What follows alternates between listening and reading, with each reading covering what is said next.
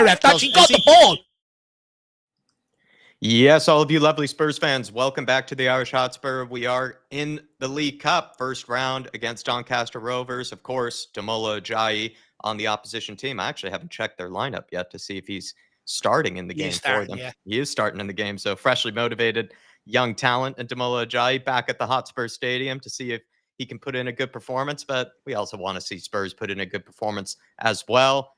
And Thomas Frank's first domestic League Cup time with us. We'll see if he can get off to a flying start and he can avoid disaster like some previous managers haven't been able to do so. It's usually been kind of not as business-like from us in these competitions. For some reason, it always ends up being more dramatic than we would want. Even Dave, before we went live, sort of saying just wants it to be a nice, relaxing sort of kind of League Cup game.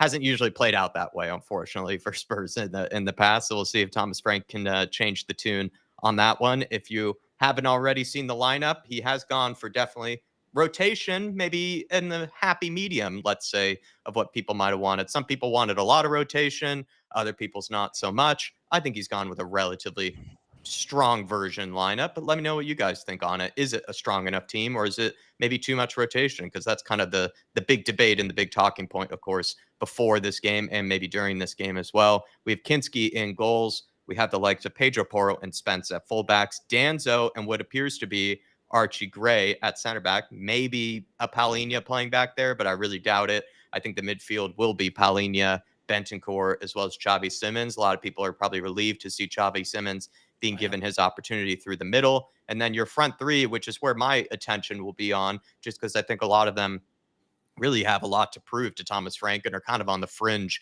of the squad, at least at the minute. At least that's my opinion. The front three tonight will be Wilson Odobert, Brennan Johnson, and a Matisse Tell. Most likely Matisse Tell through the middle. So a lot of those guys have a lot to prove. But Dave, do you think it's in the happy medium of a strong lineup here?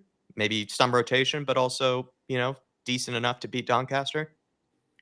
Look, it's more than good enough to beat a team to beat Doncaster. Paulini and Bentancur in our best midfield, along with Xavi as the number 10.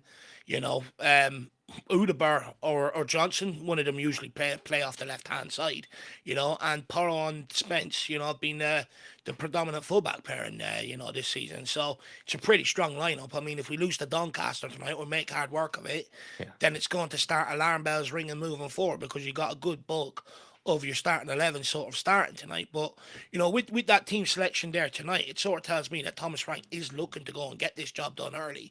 And by job done, and we're talking about 3-0 up in around 60 minutes, preferably earlier. And then he can start making substitutions. I have no doubt that you will probably see, the plan would probably be to get Byfield in there alongside Danzo, get him blooded in, because he's been training a lot with the senior team as well, by the way. And I think Thomas Frank sort of likes him, so be interesting. And then probably move Archie Gray then into the midfield and take off one of Bentancur or Paulini at some stage. So make no mistake about it, the plan is to go at them early, try and score goals and put them and kill them off early and kill their belief, so that Frank can get these players off the pitch, because a lot of these players will play again on Saturday.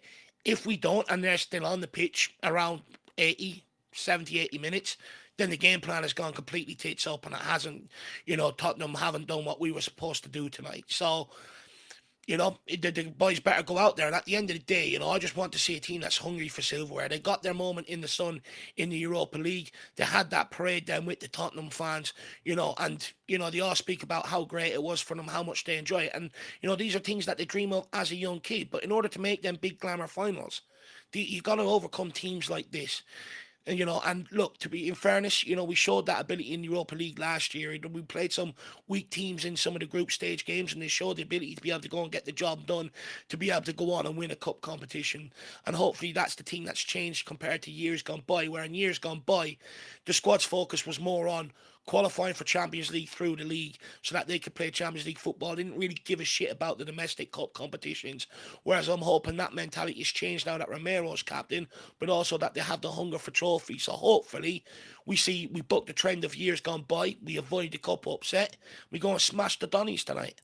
If things do go according to plan, and we do have an opportunity to rotate the starting 11. You have Teenan Thompson off of the bench, who Hmm. has actually looked really good and has gotten some good reviews, I think, from a lot of Yeah, people in and around Spurs, journalists, even people within the club have said that he's really kind of in a sense, really developing. And he's kind of from what we saw during the preseason, kind of that traditional winger that we were kind of raving about, bringing in someone like Muhammad Kudus, probably the highest praise you could give him. But from what I've seen from Thompson is that he loves to just sort of run out his man, take on players, just be that sort of yeah, chaotic type winger. And it'd be fun to see him be given an opportunity. And of course, the one that everyone has been talking about, Luka Williams Barnett, because he's just scoring goal after goal after goal. It just seems to be too yeah, easy for him, even at a very, very young age. He's given sort of Mikey Moore vibes where he's almost too good, it feels like, for the academy, and is maybe hoping to get an opportunity at some point, maybe this season. And this is the type of game to be able to do it if it goes according to plan. But I think Thomas Frank has gotten it right by going with a strong lineup to start with. Make sure that you can get the job done, maybe in the first half, maybe part of the second half, and mm, then give these guys the opportunity. But plenty of times we've hoped for that to happen, and it just didn't. It was 0-0 up until like the 70th minute, or Spurs and the Coventry City game, for example, right? I think we were trailing until like the 80th minute or so, and then guys like Mikey Moore weren't able to be given their opportunity. So it's about these yeah. guys getting the job done tonight, and then hopefully, ideal scenario, we get to see some young players coming off the bench. Well, I think, for two reasons why we shouldn't come unstuck tonight is, Conte made a huge amount of changes when we got dumped out by Middlesbrough, and Ange Postecoglou made a huge amount of changes when we got dumped out by Fulham, and sort of brought in players that didn't really play any minutes. You made a great point in the pre-match build-up. We shouldn't be caught cold tonight. Brendan Johnson has already been integrated. He's already started a couple of games for Yeah, Tottenham, scored two against Burnley. He's got minutes in his leg. Matisse Tell has had run-outs this season. Danzo sure. played in the Super Cup. Gray has had a run out against Burnley and a couple of appearances off the bench. The players that are stepping in tonight to fill the void have played minutes, so they should be up to speed. They should be ready to go. And at the Yeah, end of the day, some of these guys on the periphery have a point to prove. That front line tonight, whoever plays the best tonight will probably take up that left wing position yeah. at the weekend. So there's a huge incentive for them here tonight. In years gone by, we've seen players, crying, "Oh, I'm not getting minutes. I'm not getting minutes. I don't want to play these minutes. I'm too good for them." The difference around is you got young guys that are hungry to make an impact, try and break into the 11, and hopefully that'll work out in our favour tonight. And you'll see them take the game to Doncaster, and hopefully a nice plain sailing evening for your boys here, because we're both tired, today. So it'd be nice to get the job done nice and convincingly, Jack, nice and easy. No one wants to be sitting here giving out tonight. It's Wednesday evening, for God's sake. Yeah, let's hope for a perfect evening. The right vibes going in. Good to see so many people in the house with us. Really appreciate you guys. If you would like to, of course, stop the stream at any point, giving us a question or your thoughts on the game, welcome to do so with a super chat. Or I'm also just going to be keeping a good eye on the chat as well. Appreciate you guys spending your evenings Yeah. with us and picking us as your watch along destination. We have Ryan Trestane, nice and early, renewing his fan I show know. membership. Appreciate you, Rhino. Brett Loft saying, "Morning, boys. Let's get into the fourth round. Come on, you Spurs." That's Come on, you absolutely right. I mean, Spurs. Doncaster, I think, have won already twice to get to this point, if I'm not mistaken. So they're pushing maybe for a relatively, strong cup run, but we'll see if we can stop their dreams here. Shemi Tan saying, "Hey, Jack and Dave, let's hope that we play a good game and not let Doncaster bully us all over the pitch with this team, especially with Tell up front and Gray in the back." Who are you Just most interested in kind of reading into? For me, Dave, it's the front line. For some people, it's Archie Gray at center back. Just quickly, yeah, someone has put up something. Rob Daly, he's a journalist, and he's put up that Paulini has been warming up for Spurs at centre back tonight. Interesting. So that it could be interesting where Danzo and Paulini are going to centre back, and Gray does get the minutes in midfield. That is something to look at, and we'll probably get the first indication with that when we're lining up for kickoff. So that is something to keep an eye on, and we'll confirm when we see it. But player that I'm really looking forward to seeing tonight, I suppose, the most, Jack, is, to be honest, Wilson Odegaard. I think it's a fantastic opportunity for him tonight to really make an impact, really make a mark. Yeah. He didn't have the worst of games against Brighton, but he didn't have the best of games either. And, tonight is a real opportunity for him to sort of show everybody what he's about. I believe he's got the most talent between him, Tell, and Johnson, and that's why I'm really looking forward to him tonight. Xavi Simmons is another one, Jack. In years gone by, to James Coffey's point in the pre-match build-up, we sort of lack that real sort of creative spark in these games against teams that sit every man behind the ball. And we found it really hard to break them down. You're hoping with Xavi Simons tonight, it's exactly the role he played off the bench. It was probably the perfect warm-up game, for this actually in that regard. That when he came off the bench, Brighton sat everybody behind the ball. But somehow the guy still managed to draw players out and create space for others and deliver that just bit of quality that we needed to get the ball out to Kudos and stuff like that. So I'm really looking forward to seeing him tonight. I think it's an environment where he can go out there and actually enjoy his football without actually carrying a lot of the burden in terms of the creative, front tonight. We should be able to break these down. We should be able to score goals. So it's sort of a game where I'm hoping I just see Xavi Simons get on the ball and act like a kid, sort of just go out there and ball out and play. That's what I'm really looking for him from tonight. And of course, it's always good to see Kevin Danzo, Squad Jacko. He's a player that I really like. He's a player that you can rely on to step in. People call Ben Davies Mr. Reliable. That name needs to be transferred to Danzo. And every time that guy stepped in, he's played well. And plus, the dance moves, I still can't get them out of my head after Europa League final, Jack. Everyone needs to move like Danzo. Yeah, absolutely. I just think Danzo, what's nice about him is that he feels good enough to step in and also is maybe comfortable with also just being that guy, maybe on the periphery as sort of someone that can fill in here and there, but is still good enough that doesn't feel like a massive drop off in quality, which is a hard line to find, when it comes to, finding those sort of backup type players. And plenty of people in the chat are saying what you just mentioned there, that it could be Gray in the midfield and Paulinho at center back. I made a mention of it, just thinking maybe that's a possibility, but it wasn't something I was really that convinced by that I brought up earlier. But turns out it could be the case. And maybe credit once again to Thomas Frank for rotating in the way that maybe plenty of Well, people have asked for, right? So, he's just had an Gray's been interview. given his opportunity. He's just had an interview with Sky just before the game, Jack, and this is what Thomas Frank says, Thomas Frank insisted the key reason behind Spurs' strong team selection is to not take any chances for a cup upset. It is imperative to us that we go into the next round of this competition. So it shows that he's taking it seriously. He really wants to go and win this cup competition. Yeah, it's just also as well, like especially in the early rounds, like you don't want one in the early rounds. You'd rather, maybe you want to make some sort of push in it. Not every team, of course, can go to a final or anything like that. But he's clearly making it obvious that he wants to at least push decently far into these rounds here with a team like this one. And I think he has a stronger squad than what previous managers have had to an extent, so that he should be able to Yeah. rotate, but there shouldn't be a huge drop off in quality. The one area that I would say that we do maybe lack that bit of quality is, of course, in the forward line. Maybe compared to years back. But then again, Sonny, Harry Kane, they weren't really used in games like this. We did end up rotating the front line, and we saw similar issues where it just wasn't really clicking. But tonight, I'm curious to see how Odegaard performs. I'm curious to see how Tell does and how Johnson does. And that's where my eyes are really going to be on. I understand a lot of people are going to be looking at Archie Gray, at Paulinho. I'm really curious to see how this forward line, performs tonight. I think it's a huge night for them, Jack, because if they don't have the skills to break down Doncaster, it's not going to give anyone any confidence that they're going to be able to produce in any game of any sort of magnitude or any team that's better than Doncaster. So this is a huge night for Tell. Like, if he comes up with barely any opportunities on goal, barely touches the ball, doesn't really have much of an impact on the game, all of a sudden, when people go, he's a baller, well, what are you seeing? He's not producing it on the football pitch. Same with Brennan Johnson. We've all seen what Kudus has produced down this right hand side. He's direct, he gets on the ball, he's exciting, he gets people out their seats. So Johnson has to live up to that tonight. Johnson can't go out there and do what Johnson usually does, which is sort of get on the ball, pass it backwards, and just wait for the ball to go over the other side and go look to get in on the end of it for a tap in. Like, the responsibility's on him tonight to get on the ball, run at teams, put crosses in the box. If he can't do it against League One Doncaster, then he's never going to do it in the Premier League. And then these guys shouldn't be at Spurs. It shows that they have to be the next crop that needs to be moved on. Anyway, we already know that they're not the answer because some of these guys was the solution last season. The reason why we had to go again this summer is because they didn't provide the answer. So, there is every possibility that we could not create an awful lot tonight. But I'm hoping the massive difference is Xavi Simons pulling the strings, that he can just get on the ball and put these guys into positions where they can't fucking miss. Yeah, exactly. Just going to catch up here with some people. C4, appreciate your support during the pre-match build-up. Thanks for being in here with us. Jim Brentar is saying right now it's Danzo is the only true center back. So either Gray, Paulinho, or Spence will likely have to play. It looks like it will be Paulinho, sir.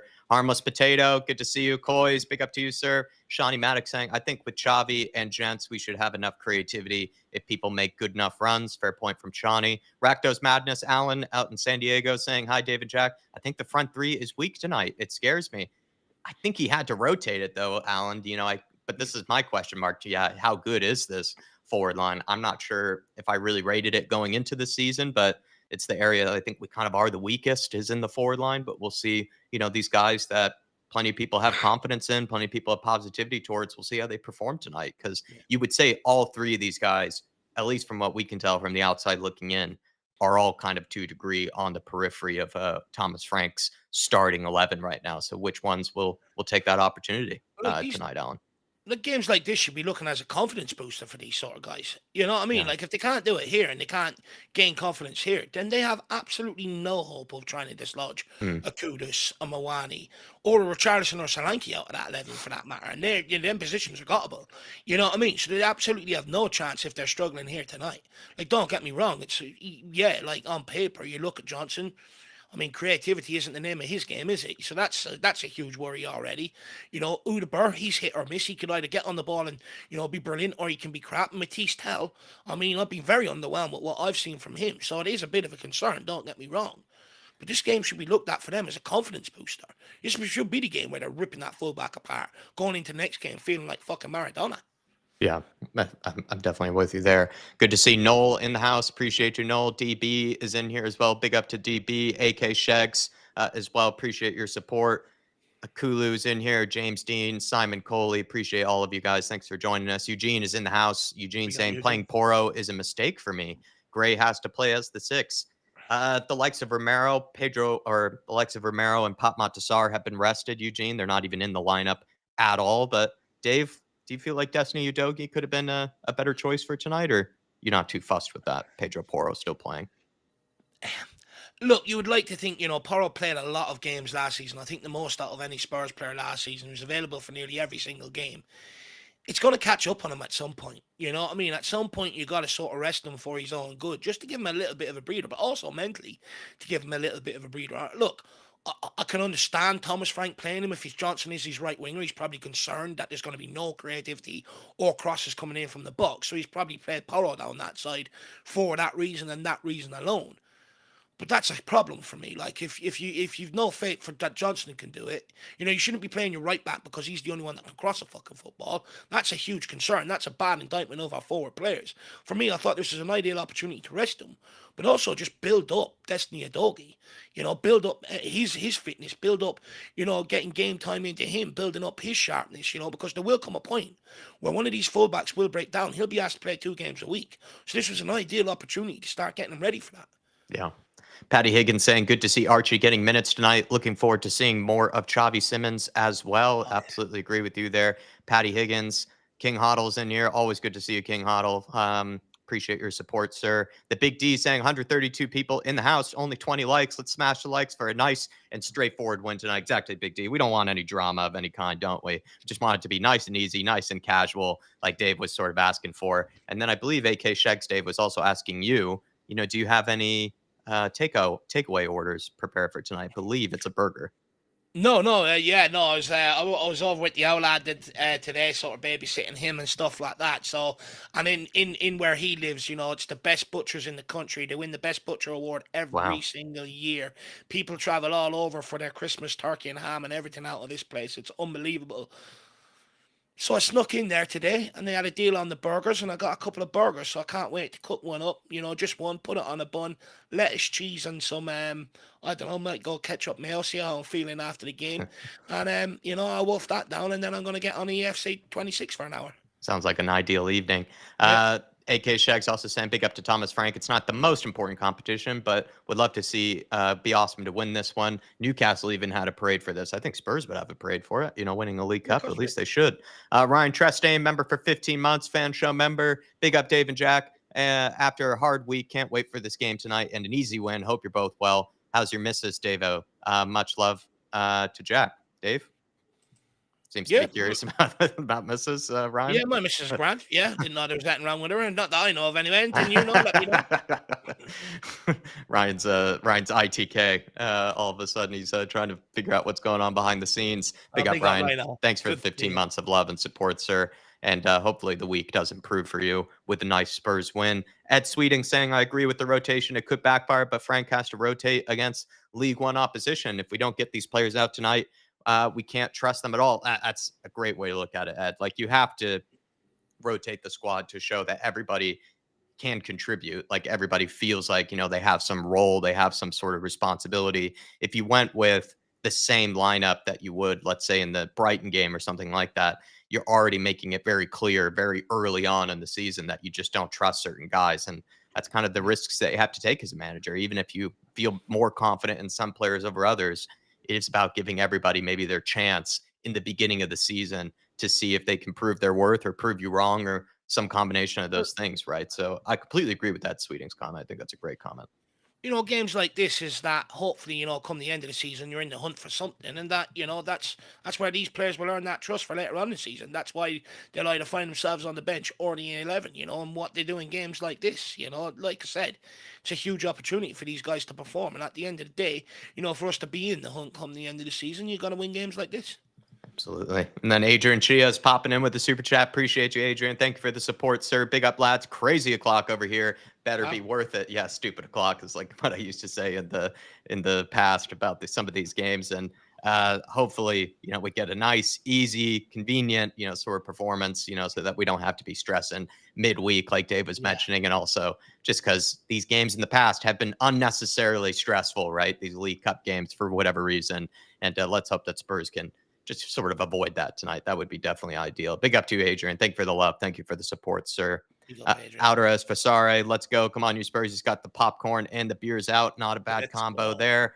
AK Sheg saying our stadium is absolutely class. Let me pull it up here, see if I can get the stream going for.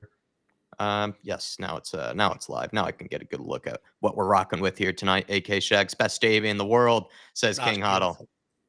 It's beautiful. It's such a theatre for football. My hope is that this team under Frank can sort it out. We keep bringing in the right signings because, a stadium of that magnitude, we deserve to be playing like Real Madrid or Barcelona week in, week out, like prime Real Madrid and Barcelona's.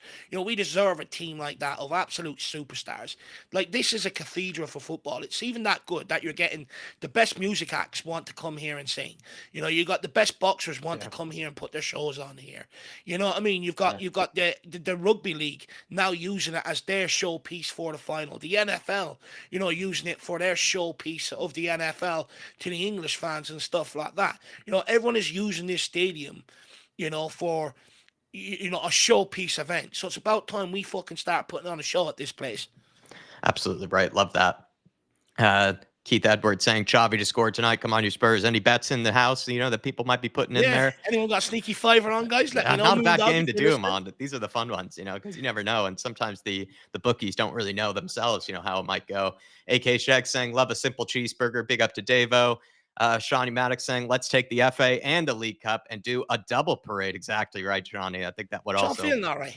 That's not stability. It must be the new girl he's seeing, Jack. That's what it is. She's making him be more risque, I think. Yeah, he must be dating a cappy clapper by the looks of things. Shawnee there.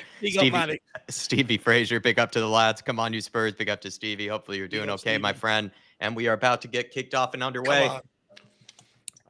Now, the big thing to look to see if Paulinho is centre back or Archie Gray here. Let's see what happens. Let's see what way they line up. There's our Xavi number 7. Can't wait to get this going. Come on, Xavi. Let's fucking have it, son. Guys. Let's go. Kinski getting goals. I'll stop high-fiving. This is too much happy clapping for me. Leighton must be having a headache watching all this clapping, Jack. Look at that. All the high-fives. Jesus, Leighton, you need to lie down, my man. What's going on tonight? Sean's risque. Leighton's having an overdose of heavy clapping. What's going on today? I feel like I've woken up in a different universe. What's in the beers?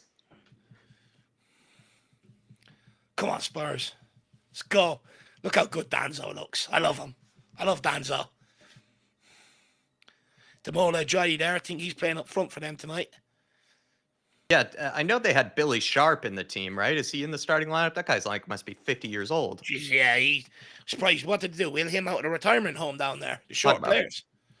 I'm not sure if he's proper Barclays, but he's definitely proper sort of English pyramid player. The guy's just been in and around, the Oh, he's an EFL legend. He scored some it, amount of goals in the EFL. yeah, Premier League, he sort of struggled to break it, he really. must be close to 40. He must be like Luka Modric's age. Oh, yeah, It must be easily. crazy. But you're saying he's not in the lineup. At least I don't see him. I think I I'd don't see him recognize a there, yeah. 40-year-old in there. I just know Ajayi starting up front. Maybe they want legs on there, and then they'll bring in Yeah. old Billy Sharp, the wily finisher at the end. Big up to Anurag. Big up to Skunky Works. Hopefully you guys are keeping okay. Let's bloody go. Come on. Who let the dogs out? Come on. Referee looks like, yeah, he's a stickler for time, this guy. He's a real rule. Can we get a good referee performance for once? Yeah, well, it looks like he's a stickler for the rules here, Jacob. But, sometimes, when you're refereeing Tottenham games, you sort of get a bit misconstrued sometimes with your decision-making. It is Paulinho starting centre-back, interesting. Yep, it is Paulinho at centre-back with a lovely switch of play over to That's Danzo. exactly why he's there. He's Some the new good composure Romero. from Kinski as well. Oh, Danzo, lovely footwork. Into Spence. Jedi, good ball. Positive ball into Udebur. Udebur just runs into traffic here. Yeah, Not gives it away there. The Not a great start from the Odo sauce. Ball in behind for Ajayi. He's Paulinho or skinned. whoever was that there. He skinned Porro, I think. Jeez. Oh, my Lord, Jesus dangerous Christ. to begin with. This is exactly the thing I said in my predicted lineup we couldn't do, which was start shaky, because it just builds confidence on them. That was dangerous there. Who did Ajayi ball over there? Nearly 1-0 down in the opening minutes. Yeah, King Otto. See, you look at that. Ajayi gets the ball, skins our centre-back. Udebur gets the ball and gives it away. Oh, no, another behind again here. good ball in behind there. Shoot. Win that. Go on, Danzo. Danzo jumping with it. Well done, Bentancur. Lovely from Bentancur. Lovely from Xavi. Wilson. Come on, Wilson. Wilson, show the pace, son. Find Xavi. Oh, shoot. Let's go. lovely Ball to ball Xavi. into Xavi Simmons. This is prime Xavi here. Play him now. Nice. Yes, the ball to Wilson. Wilson puts it across. Oh! Matisse Tel. Is it a goal kick? Oh. Lovely play from Odebear and Xavi Simmons. It's great play from Xavi Simmons. He dictates that. He's the one that plays the ball to Udebur, receives it back, keeps going, holds on to it, allows Udebur. We played these passes way too early last year. It's great timing. Oh, it's not a bad play by Tottenham Hotspur, but this is how easy it can be. Look at the space we have. This is a huge pitch, by the way. We should be running the legs off these. Who does he bowl over there? Is that Rodrigo Bentancur? Yeah, he bullied him there. What a pussy-o. Pedro Porro with a great block. If I was a Jai, I'd be sending Bentancur a picture of that at midnight tonight. Good interception from Pedro. Come on, Pedro. He's come for a big switch of play. Wilson keeps it in. Good ball, Wilson. Xavi, man on. Great touch. Spence, back to Xavi. Xavi moves it on to Danzo. Rhythm is a Danzo. Moves that on to Paulinho. Paulinho surging forward. Archie Gray's there. Give it to the kid. Good job from Tal. Good layoff. Archie. Good ball, Archie. Good ball to Johnson. Good ball to Johnson. Johnson, good cross. Oh, Matisse Town misses it. At it. Good cross by Brennan Johnson. How was Matisse Town missed that? Oh, my Lord. Well done, Brennan. He's Bernaldo tonight. Great play from the whole midfield as well. There was some good ball movement. It's a good ball by Archie Gray for Johnson. It's perfectly laid in behind. Yeah, really well weighted. Like we can sit here and say that's a simple ball, but how many times were we giving out that players overhit that last year? It's also a good cross. How is Matisse Tel missing that, man? God, this guy. How is Matisse Tel missing that? Oh my Lord, that's a complete error. The thing is that you're gambling that he is going to miss that clearance, right? That's the whole thing as a striker. You have to gamble that he's going to miss that. I mean, Matisse Tel's swiping at air. Even Maddox wouldn't do that. Maddox would bury that. He missed it so much, I thought he was intentionally leaving it, says Ribsy. Oh! Shoot! Xavi! Listen! Oh, he gets underneath. Xavi. Unlucky. Oh my God, I can't believe Matisse Tel has missed that. I mean, if you can't score then, when are you ever going to score? Yeah, that was, Tel better score tonight because that was. That's a training session. That's in the back of the net. Come on, Matisse, I'm rooting for you, kid. It's actually a great delivery by Brendan Johnson. It's on a play. It's just the more you look at it, that's shocking from Tel. Someone needs to give him a breathalyzer. I mean, I hope he hasn't drunk. I just like The way See I the see it full is ball like, there. the way I see it though, it's like as a striker, that's your whole thing is that you just gamble that the Yeah, defender yeah. misses the clearance. Like You it's should be ready. difficult because it did look like the defender should have been able to clear that. Like it was a good ball from Brennan, but the defender was there to be able to clear it. The defender misses it, but that's the whole thing as a striker is that you're You just gamble. hoping that the defender does miss it. And Yeah. then No, you're Tell had absolutely spot no, on. it just overestimated it. He was ahead of the ball as well, Tell. That's the other thing. You're absolutely spot on. I don't know why he was Absolutely ahead spot of the on. ball. Even if you're still ahead of the ball, he should have been able to I should have find his buried that. feet, There's no sort out his excuse. feet. Honestly, he's probably concussed. He must have seen about 6 footballs there. He's not seeing straight. He's just kicked that one of them. Good Danzo. football here by Tottenham. We're Yeah, looking really good good though play from a in scary the opening opening 10 little few minutes. seconds there. Some two really good moves by Spurs. No, we And look good. Xavi there had a good chance to score in the box. Here he is, Xavi. Plays it back to Good Pedro. ball, Poro. Xavi gets turned. Good Nice. composure. Well done. Doesn't try out and He's been silly very there. tidy so far, Xavi. I like the fact that he didn't try out and silly there. Danzo. He knows you lose that there, you're in trouble. Pedro goes long for Tell. Good work from Tell. Falling behind. He's on Palhinha. surely. Jai. No, it's a Lasagna. It seems like Jai wearing number 19. Alessandra, who was he at before Doncaster? Senior, I don't know. Maybe he played against. It's been an exciting game, actually, to be fair. It's been a bit end to end. It's not been slow at all. They're coming out and pressing us. They are leaving us space there. That's why it's important we take one of these early breakaways. Because you want them to keep coming at you. What you don't want them to do is go, geez, Tottenham are looking a bit toothless going forward. Ribsy saying Werner would have buried that. I wouldn't go that far there, Ribsy. Yeah. I probably would have banked my house on him missing that as well. That'd be real. Ridley. That's the most insulting thing you could ever say to someone. Timo Werner would have finished that. John Tucker, good to see you. I just can't believe he's missed it. Get the pressure on. Come on. Let's go, Wilson. Odebear's now up top with Tell on the left. They're going long. They're going direct here, Doncaster. Danzo. Demola Jai holds it up well. Really good hold-up play from Jai. He's showing a lot of strength tonight. Yeah, the first couple of touches, he's done fucking really well. You're right. He's shown a lot of strength, actually, lad.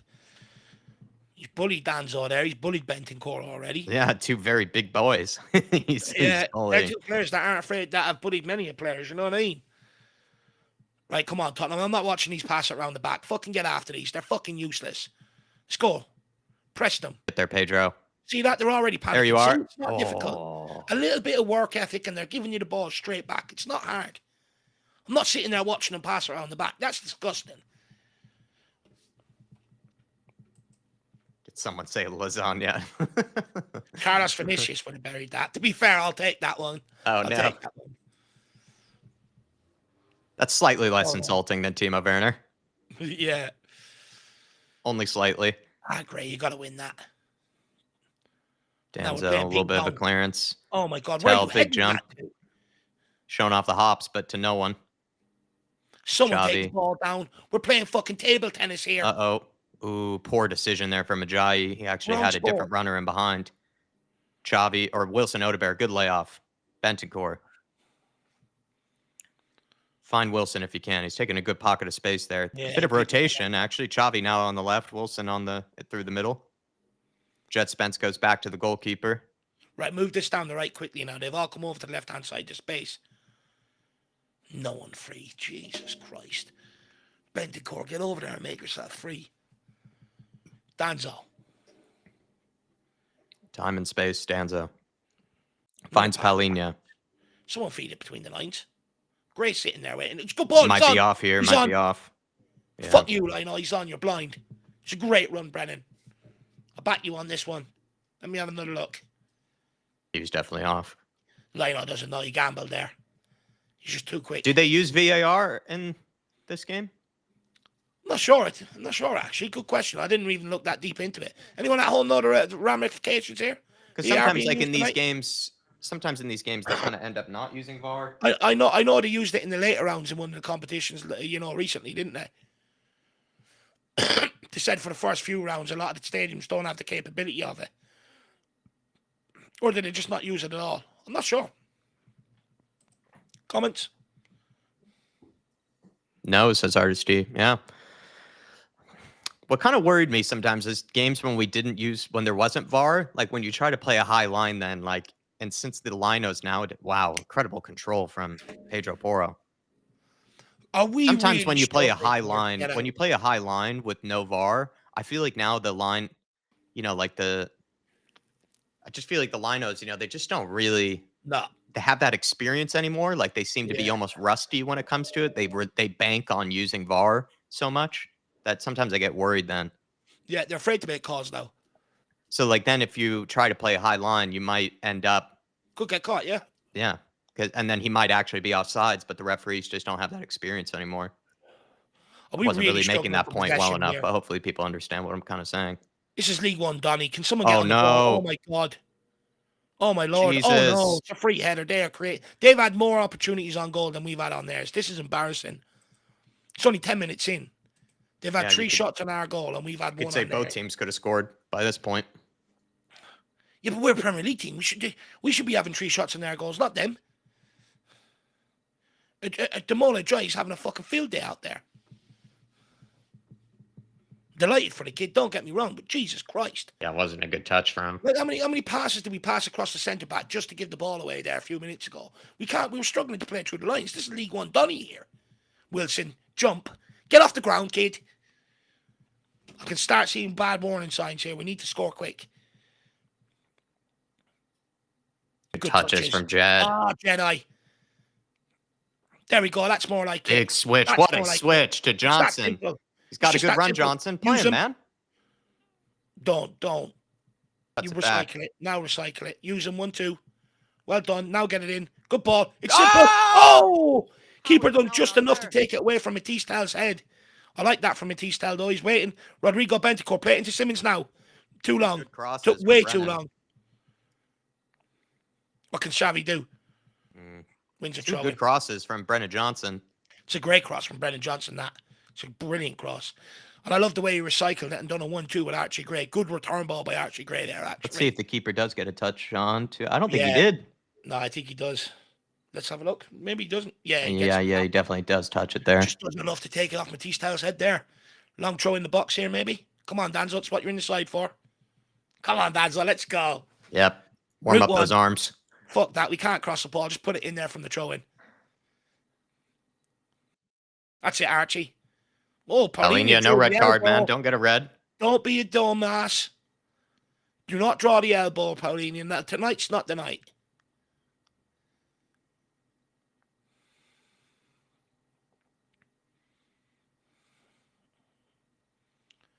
Right, ref, we get it. Let them kiss and make up and just get on with the game now. You're slowing it down. This is what they want.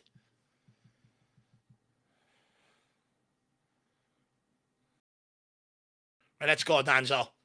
Come on. Archie Gray for a tap in here. Paulinho just make a nuisance of himself. Oh, the guy's just being a dick in there, though, to Paulinho. That's why he's swinging. Right on top of the keeper. Must be a corner. He ended up in the top corner, that throwing from Danzo. Yeah. He's heading there. All right, Steve, we'll wait for the corner and we'll get to your super chat, my man. Big up. Really appreciate the support. Come on, Spurs. Good corner kick routine here. We should be bullying these from these. Let's go. Xavi. Is that Xavi on it? He doesn't like that football. He wants one with more air. That was too flat. We're doing a train here at the back. The Frank engine train here. They're all obviously going to split up, surely. If we're hitting the corner that deep, that's concerning. Go for goal, Xavi. They all go near post. It's on top of the keeper. He flaps at it. Yes! Yes! Who is it? Paulinho! The overhead kick. He scored a bicycle. Come on, Paulinho! Let's go. It's the destroyer. Come on, boys. Doesn't matter where you play him. He's still going to score goals. Let's go. These monsters. What a goal. Come on. Keeper was out of his area there. Keeper was kind of in no man's land, I think, to clear it. Just didn't really get back in the right position. And it was a bit of an open goal. That just needed someone to fire it quickly. Keeper was caught in absolute no man's land. See, it's that easy. Just put pressure on them. They're going to crumble. I mean, the keeper's absolutely flat at this here. Yeah, You he's need to just put it in his nowhere to own be net. found. He's so far Oh, outside of his own goal. that Great is finish. unbelievable from Paulinia to turn and execute it Great finish.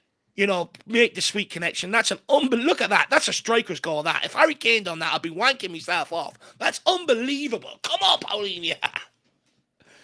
Let's go. It's a Davy overhead, says Stephen. Look at it. Bosh. Eat that.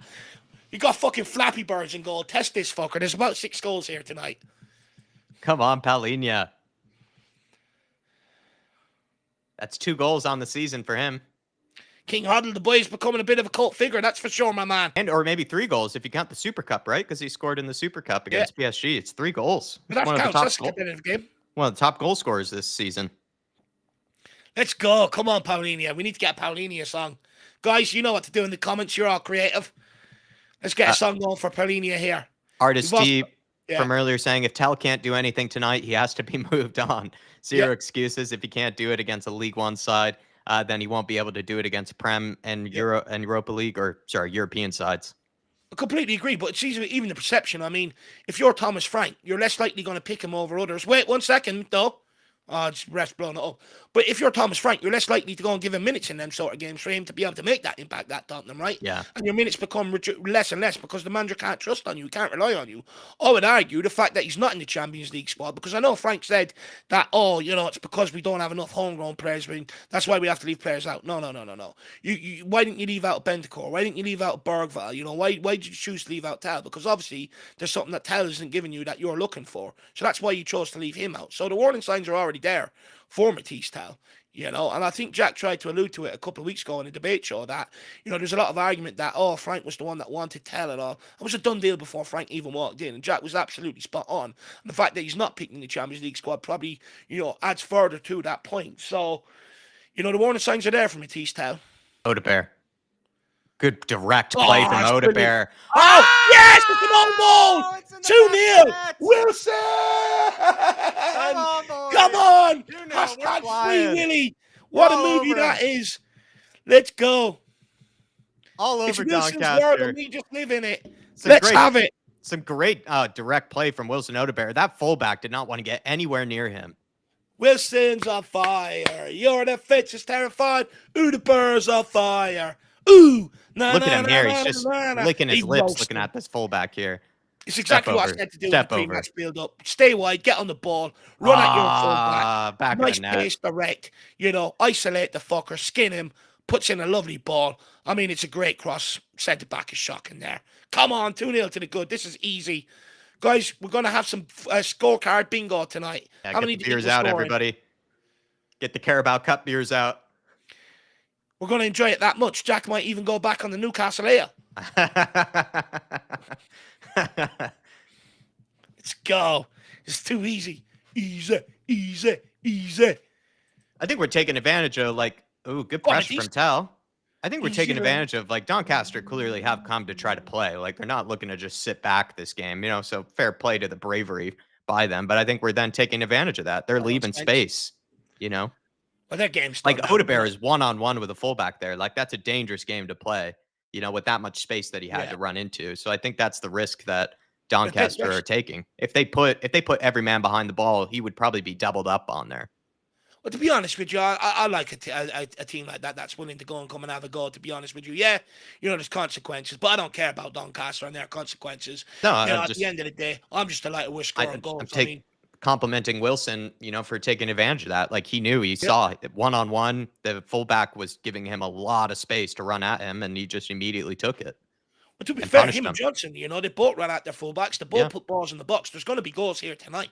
We're already 2-0. They're already deflated. We scored the next goal. This game is done and dusted, and we can pick them off at will, So it's just how many do we want tonight, and when do we take our foot off the gas? But Thomas Frank's game plan is working an absolute treat right now. This was the whole plan. Get the job done early and get the players off the bench. Go on, Xavi. Ref, that's a red. What a pass! What a pass from Pedro Porro there! Absolutely negged that Doncaster player straight into Bentancur. What a ball from Pedro!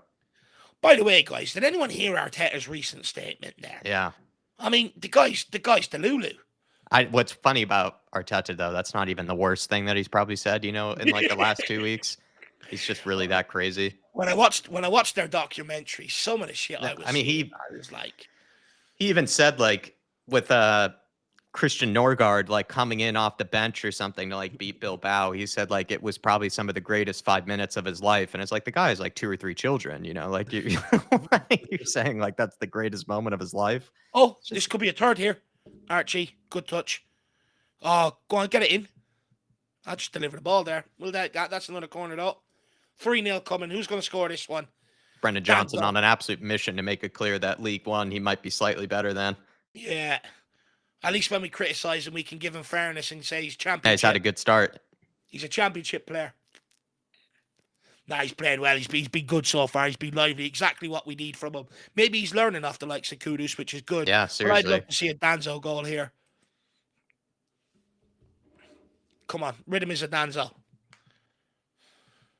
Gray is playing well, to be fair, guys. He's doing some nice things on the ball, getting involved. See, he must have been listening to the pre-match build-up.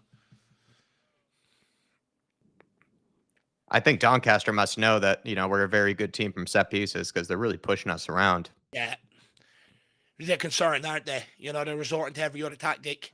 Well, Gone we are short here. dangerous. Oh, going for something a bit Whipping in different. Page. Okay, Out wide to it's not on. Xavi. Xavi, good Good ball into to Wilson. Poro. Pull it back. No, just Fires pull it it back. across. Archie Gray standing there to fucking strike that. Just pull it back, Wilson. Yeah, I thought maybe he didn't. He just blindly hit it across. Yeah, he just blindly. I think he's still listening to Ange. Get your head up. Look for the pass, my man. Spence. Go on, Spence. Take it. That's it. The man, he goes forward. T-Style drops out wide. He's getting frustrated. You can see it.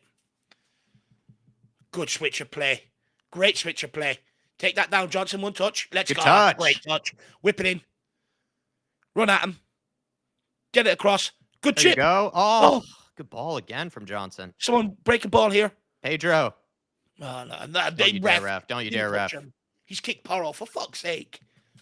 Good touch. Good running from Johnson. Really, it's like a whole new man. He's playing well tonight. Much better from He's Brenner. all 3 crosses have been good. That was another good cross.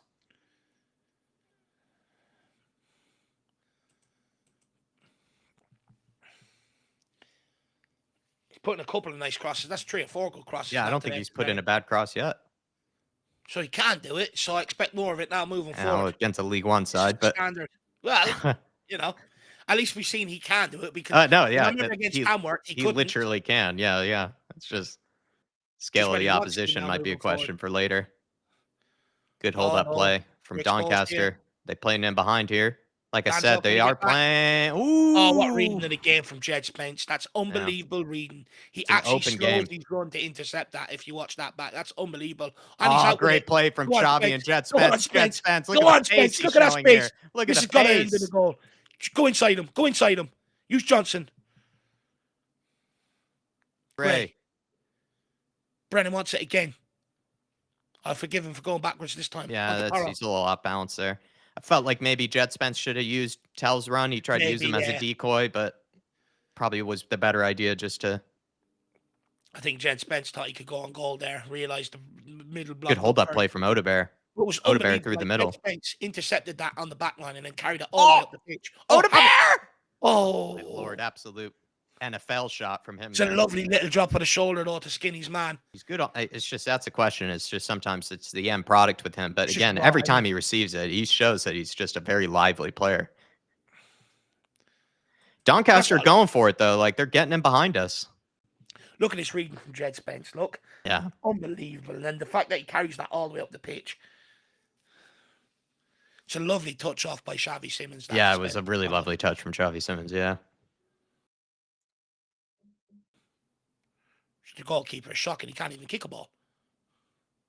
Oh, ref. Fuck me. That's right in the face. Fair play to Tell for getting back up there. I would have rolled around and made a meal of that one. 23 minutes in, 2-0 to the good. It's going to be a good evening. Tottenham are playing well. Come on, Tiz. Get after that, Tal. Take it off him. Let's go, Brennan.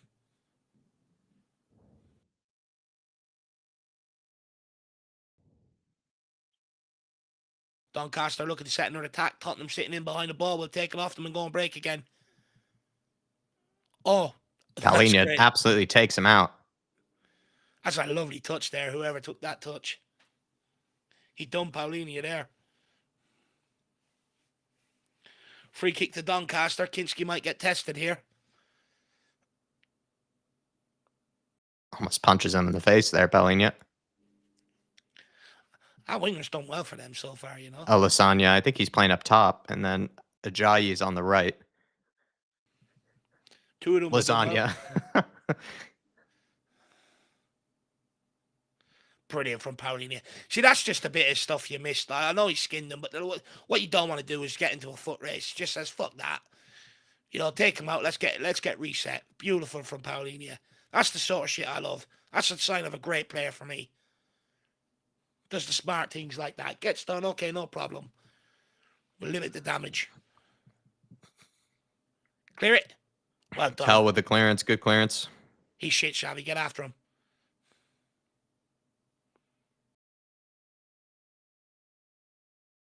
Press that goalkeeper. There's a goal off him. There we go. Matisse knows. Good work. Let's go, Willie. Ah, free. Free, Willie. Brilliant. Oh, no. Come out with it. Good pressure. Xavi Simmons. Get him Make a behind run, Tell. Make a run, man. Fucking make a run, man. He's standing there. If he gets on his bike there, Simmons will play him in behind.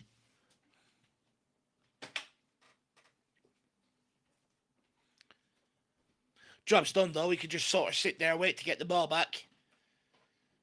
I say get a third.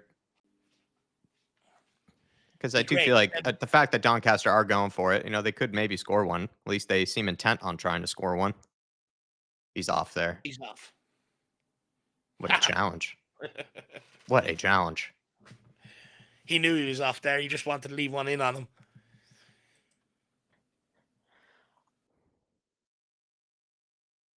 They're looking to get him behind us. They're playing very direct, but at the same time, they are playing with, you know, they have guys forward. Oh, he's not off. I think he was. I think he was a step off.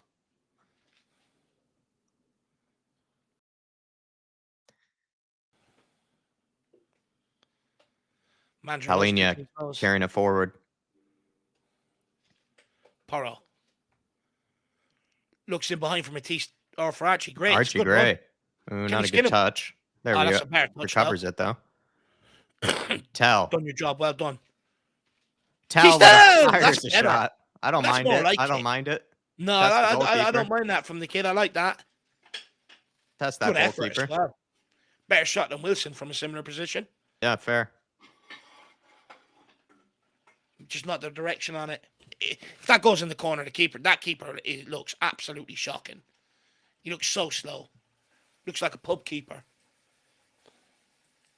It's much better from Matisse style.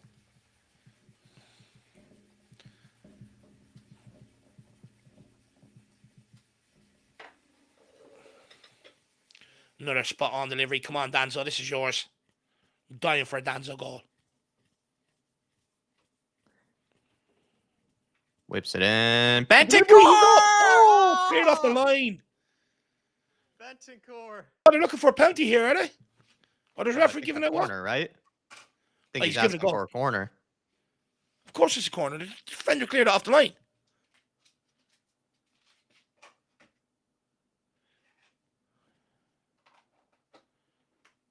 Yeah, he definitely touches it. There's a flick there. It's a good header that from Bentancur. Yeah, does he give it as a goal kick? Oh my God, this guy's blind. He did. Oh my God, he did give it as a goal kick. Porro, good ball into Johnson. Good delivery back to Porro. Lovely play. Onto Archie Gray. That's too much of Pedro Porro there. Lovely play from Pedro Porro. It's a good combination play down there between the three of them. Johnson centers it into Danzo. Time for Danzo. Johnson's playing with confidence now. It's up. Spence into Udebur. They're playing with a lot of energy, both teams. It's not a walking pace type of game. Some point in the second half, this is going to just die. Be no energy in it. Good ball out to Johnson. Play Gray. Good ball to Gray. Good cut back. Good touch, kid. Back to Johnson. Gets it out his feet. Good Puts it in a ball. good ball.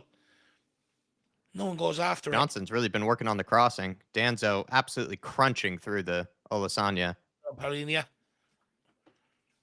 Good composure from Xavi Simmons. That's cool, that. Just feel like the third is coming. Man City 1 up away at Huddersfield.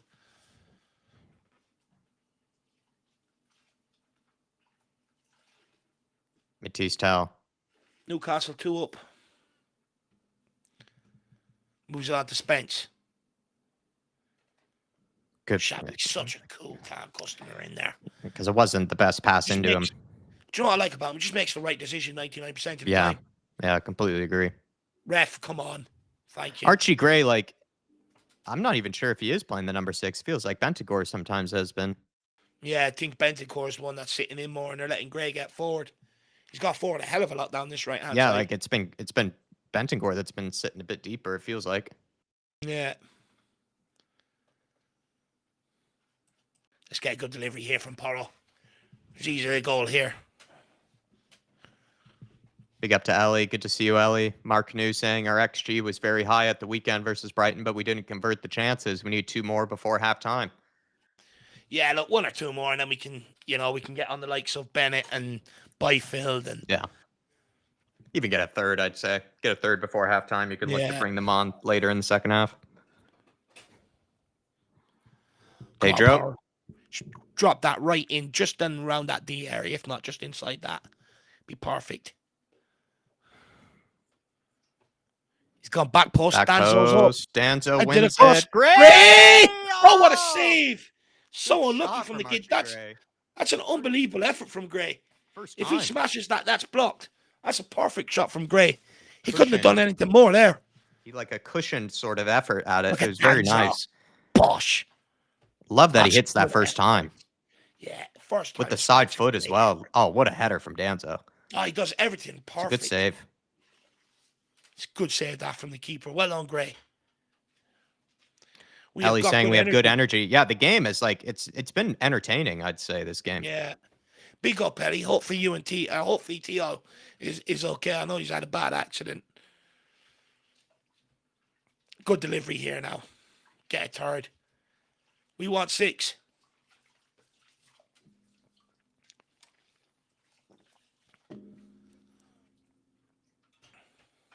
Get a good delivery here. And Bentancur wins it again. Oh, it's stuck off his toes. Shoot that. Simmons. He's come off his chest again. Oh my God. Gosh. Jesus Christ. It just won't go in the back of the net. Who's that throwing his arms up frustrated there? Johnson. Unlucky. Is he upset that he didn't get his foot onto it? He seemed upset. Yeah, I think he was frustrated. Danzo is getting his head checked, it looks like, on the touchline here. When he went up for that header, he hit the back of the guy's head. Olasanya, their striker, seems to be down injured. He's taken a few blows this game. Bentancur's won 2 great headers in the box. Yeah. On these corners. I mean, we would know he is a set-piece threat. Honestly, if I'm Matisse 10, I'm sitting inside that 6-yard box from the corners. The ball's going to break your way. Yeah. You'll get a goal there tonight doing that. You're right. You know, the ball, Bentancur's got his head to it a couple of times. If he's just sniffing around that 6-yard box, he's going to get a tap in. Danzo's looking like a boxer right now. He's got a patch on his eye. Must have drew blood. Thomas Frank issuing instructions. He wants to go for the kill here. It's Doncaster Rovers, and he's still out there issuing instructions. You must love this, Jacko. I'm more just thinking about, I'm sort of kind of split on Tell this game, because I do think he's making good movement, but I feel like there's been a few of these bouncing balls into the box where it's like, just think like maybe a striker would just, other strikers sometimes are just so good at being perfectly positioned for them, and he's just been a step or 2 off a few times now. Like, I feel like he should have scored by now, Matisse Tell. Look, I mean... And then Johnson, I would say, has probably had the best of the games, maybe of the forward players. Probably had the best game so far, which is a surprise. Matisse Tell, like, he should have scored one already. I mean, the one that blew across and he just completely kicked there. That's shocking.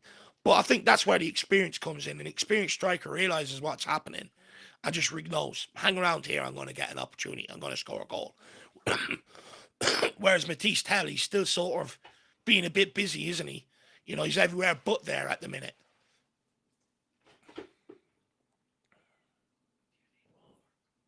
Yeah, please. Thank you. Jeez, it's a real cut. It's been a few minutes here. He's coming on with the headband, or proper centre half. Look, this. Love that. I'm also I'm happy with the energy from all the players. Like this game, that's been a lot of sprinting. Like there's been a lot of really hard runs. Well, that's what we've always said. That's what these games are about, though, Jack. Yeah. You know, for the first half, if you got the quality in possession, but if you're willing to outwork them, you know, hurry and hassle for the ball, and you know, drain their confidence, make them realize the golfing class, you will win the game easy. Yeah. You We're know, matching the energy levels. Exactly. This game is all about just coming in with the right attitude and at the right intensity, like we spoke about in the pre-match build-up. And this is how easy these games can be. And you're absolutely spot on to highlight it. This is the catalyst and the reason why we're 2-0 up right now. Oh, well read. That's unbelievable. Oh, Bentancur just gliding. Good ball. Good hold-up play from Tell. Well done. Where's he going with it? All the way back to Yeah, he's taking his time there. Gray going all the way backwards to Kinski. Jeez, he's had nothing to do. Yeah, that's what I hoped. Oh, no, that's risky. Well done, Gray. Oh, Johnson. Good play from Gray and Johnson. Gray, really good play. Oh, Sir! Oh, well done, kid. Get out wide now. That's fucking superb football. Oh, Archie Gray. Beautiful play. Play him. Odebear. You greedy fucker. You got to play Simmons Gray. there. Nice. Have a hit, Xavi. Oh, I love that. Love that. Oh, unlucky. That's exciting from Xavi there. If he scored that, I would have just said, right, Jack, you can the combination between him and Odebear. I'm going to sleep. Oh, it's unbelievable that. Let's get a good corner kick in here. Danzo with the bandage round his head. It's coming. Shamu says, tell us Vanarama League. You might score yet, Shamu. Oh, Pedro! Oh, that was on target. Cleared away. Oh, what a touch. Oh, brilliant. Who's that? Bentancur. Good hold-up play. Oh, that was on target. Good hit from Pedro. Spence. Moves it across to Wilson. Wilson on to Paulinho. Oh, Xavi Simmons. Lovely stuff. Odebear. Back to Xavi. Good ball into Paulinho. Clips it out wide to Pedro. Can he first time? Yes, he does. It's lovely football from Spurs. Porro's taking the piss there. Should have took a touch. Some lovely play from everyone. They're going so direct at times. They're catching us out with it. Olasanya one-on-one with Paulinho. Paulinho absolutely bullies him there. Reads him like a book. Oh, this is brilliant football. Now we're saucing. Oh, Pedro leaves it a little heavy. We get away with it. It's unbelievable. Great play from Archie Gray. Oh, not a great touch from Xavi, though. Again, it's been very entertaining. It's just the energy's been good. I like it. Like we're hungry for it. It's not like it's we just want to get this game over and done with. We're worried about the weekend. We're just focused on this game. Go and do the best job we can.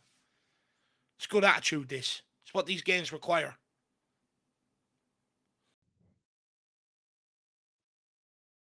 Oh, press them. They're playing themselves into trouble here. Too easy. Jet fouls Ajayi. Gary Smith, remember this is Doncaster people, but nice to see Gray, especially getting really involved. No, look, I know it's Doncaster, but you can only beat what's in front of you, my man, and I'm enjoying it. Why, this is the game we have to watch, so I'm enjoying it. Andrew says, hi, Dave and Jack, big up to you. Big up, Mr. Sparshoff. Good to see you. I haven't seen you in a while. Stephen says, this match is dead. I don't know, I'm enjoying it, Stephen. Doncaster have had more success just going really direct yeah, with some of these balls over the top. Porro. He lets him get the cross in. Dangerous. Oh, Trots, what a save. Oh! What a save from Kinski. That is Oh. unbelievable. To get a hand to that looked like that was going in. That's unbelievable save. Well done, What a Kinski. ball. I'm not sure about that hair, though. It looks like a fucking, do you know them Tudors? Whatever they call them. Oh, well Odebear, done. lovely.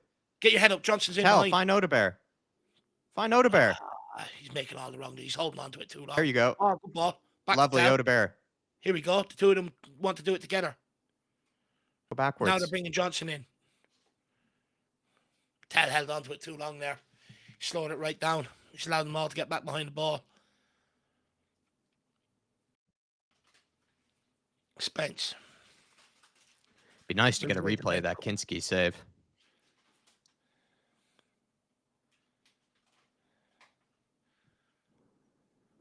Spurs being reminded 2-0 is a dangerous lead. Got to push for the third. Got to go get the third and kill off the belief. Great ball. How is he offside? I'll forgive him because he's played well, but how? Some things just baffle me. Yeah, it'd be nice to get a replay here. People are loving that save from Kinski in the chat, Jacka. Yeah, it's a good save. Well outstretched there. A little fortunate, though, with the bounce off the post. Jeez, lucky there that Olasanya wasn't onto it. Because he's to get down. He's to get down very quickly there. He does well. He does enough. I'm not sure about the hairstyle, though. That needs work. Well, when you're on the bench a lot, you have a lot of time to think about it. Jack's not happy with Kinski making that save. I'm definitely. I don't know if it was that great, because I think the fact that he touches it off his own post. I think what you got to do is you got to get it actually further away from the goal. Oh, good ball, sir! You've got to give it. Oh my lord, are you shitting me? How's he telling him to get up? Is he saying he's offside? No, he's telling him to What get the up. hell? He's not interested. You dickhead. Is he taking the piss? Couldn't be any more clear. Oh my god. Yeah. Well, yeah, no, he's blindsiding him, ref. He's bundling him over. He's falling on top of him.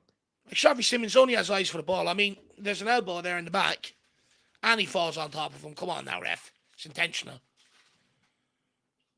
Oh, that's not a great ball. Pedro. Stupid before halftime. Good recycling here from Spurs. Come on, Kevin.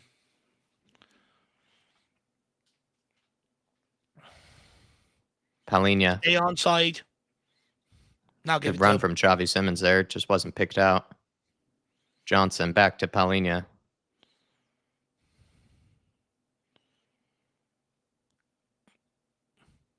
Quick throw here. Give it to him inside.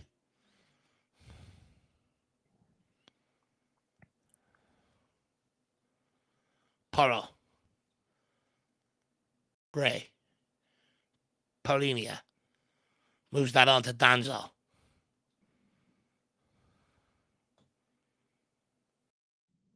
Moves it on out to Wilson. Come on, Wilson. Run at him again. He's scared. He doesn't want it. Drives on the outside, just not strong enough. It's defender recovers well there. Corner kick to Tottenham. Just love the way he's running out there. Just love the angle that he takes, the way he's just so direct and running at him. Shades of kudos that. Just doesn't have the strength. Forces him to make a challenge. That's all you want of him. You want him. You want him to make his fullback work. You know what I mean? Like Johnson's done tonight down the other side. Make the fullback work. Make him earn his week wage. Another set piece here. This time it's an in-swinger. Let's get a good delivery here. There's another goal here. Interesting. Into the box again. Porro. We're trying this routine. I don't know how many times tonight. It's one that we're working on, clearly. Back to Porro. Porro shoots! Ah, yes. They must have been working on a floated one. And do you know what? They've been inspired by FIFA. The new games come out. One of them is pinged the corner at the edge box, caught it on the volley. And that's what we're trying here. Pedro, he could strike it, we know. And if you're gambling, you can then get a sketchy save from the goalkeeper, which can lead to just an easy tap in. It's good to have Pedro just if he's being left alone like that. Yeah, they're leaving him so free. If we can just float the perfect ball out and he can position it to hit it first time, we're going to score a screen. We have so many big players in there. That's why they're really worried about that. To the near post, not a great. Another corner. Come on, we're taking the piss here now. I think we are a lot bigger than them. I think that's what we're kind of taking advantage of. I think we're also trying to just mix up the corners, keep them guessing, I suppose, which isn't a bad thing. Can't keep doing the same routine.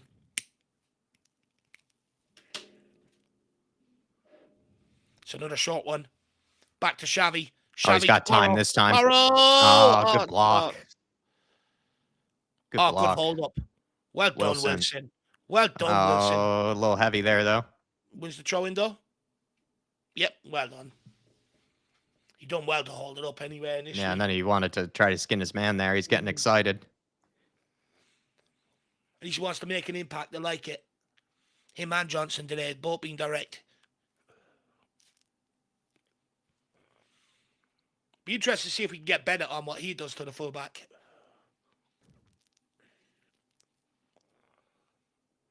Danzo with a long throw here. Someone give him a towel.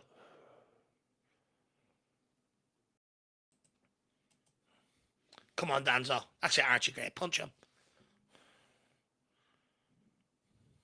It's another long Onto one. the near post. Bentancur! Oh! That would have been a lovely goal if that one went in. Some of these from Bentancur, you just feel like he's unlucky that he hasn't gotten an assist tonight. I feel like he's unlucky he hasn't gotten an assist tonight. If someone is gambling right there, like that's a tap-in. Yeah. And then some of his other headers, like really close to being on goal. Oh. And like someone's there, like what a hit. Who's that being held at the back? Is that I think Tell? It was Tell. Yeah, Tell being pushed off there. Free there. That was a free tap-in. Win that. Well done, Danzo. Oh, go on, get the pressure on him, Tell. Win this. Archie Gray pushed him over. 2 minutes to half time. Tottenham 2-0 to the good. Everyone's gone inside for a beer. Look at him. They all want to get out of the freezing cold and go and get a beer. Come on, I can't help but feel there's a break and a goal here for us before half time. Oh, they're rattled. They're rattled. Get after them.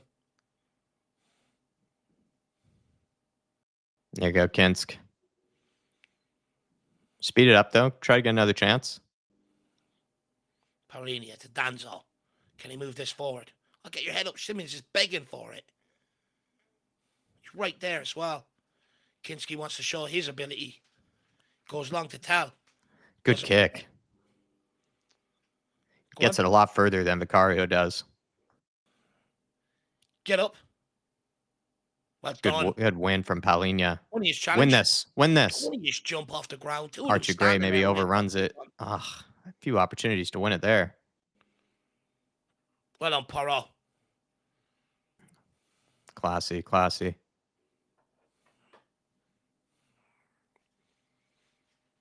Back to Kinski. Moves it on to Danzo. Come on, let's go. One more. Let's go one more before half time. Let's get one more attack. On to Porro. Porro. Oh, it's a poor pass. Tried to find Gray or Tell. Hard to tell. Good pressure from Matisse. Well done.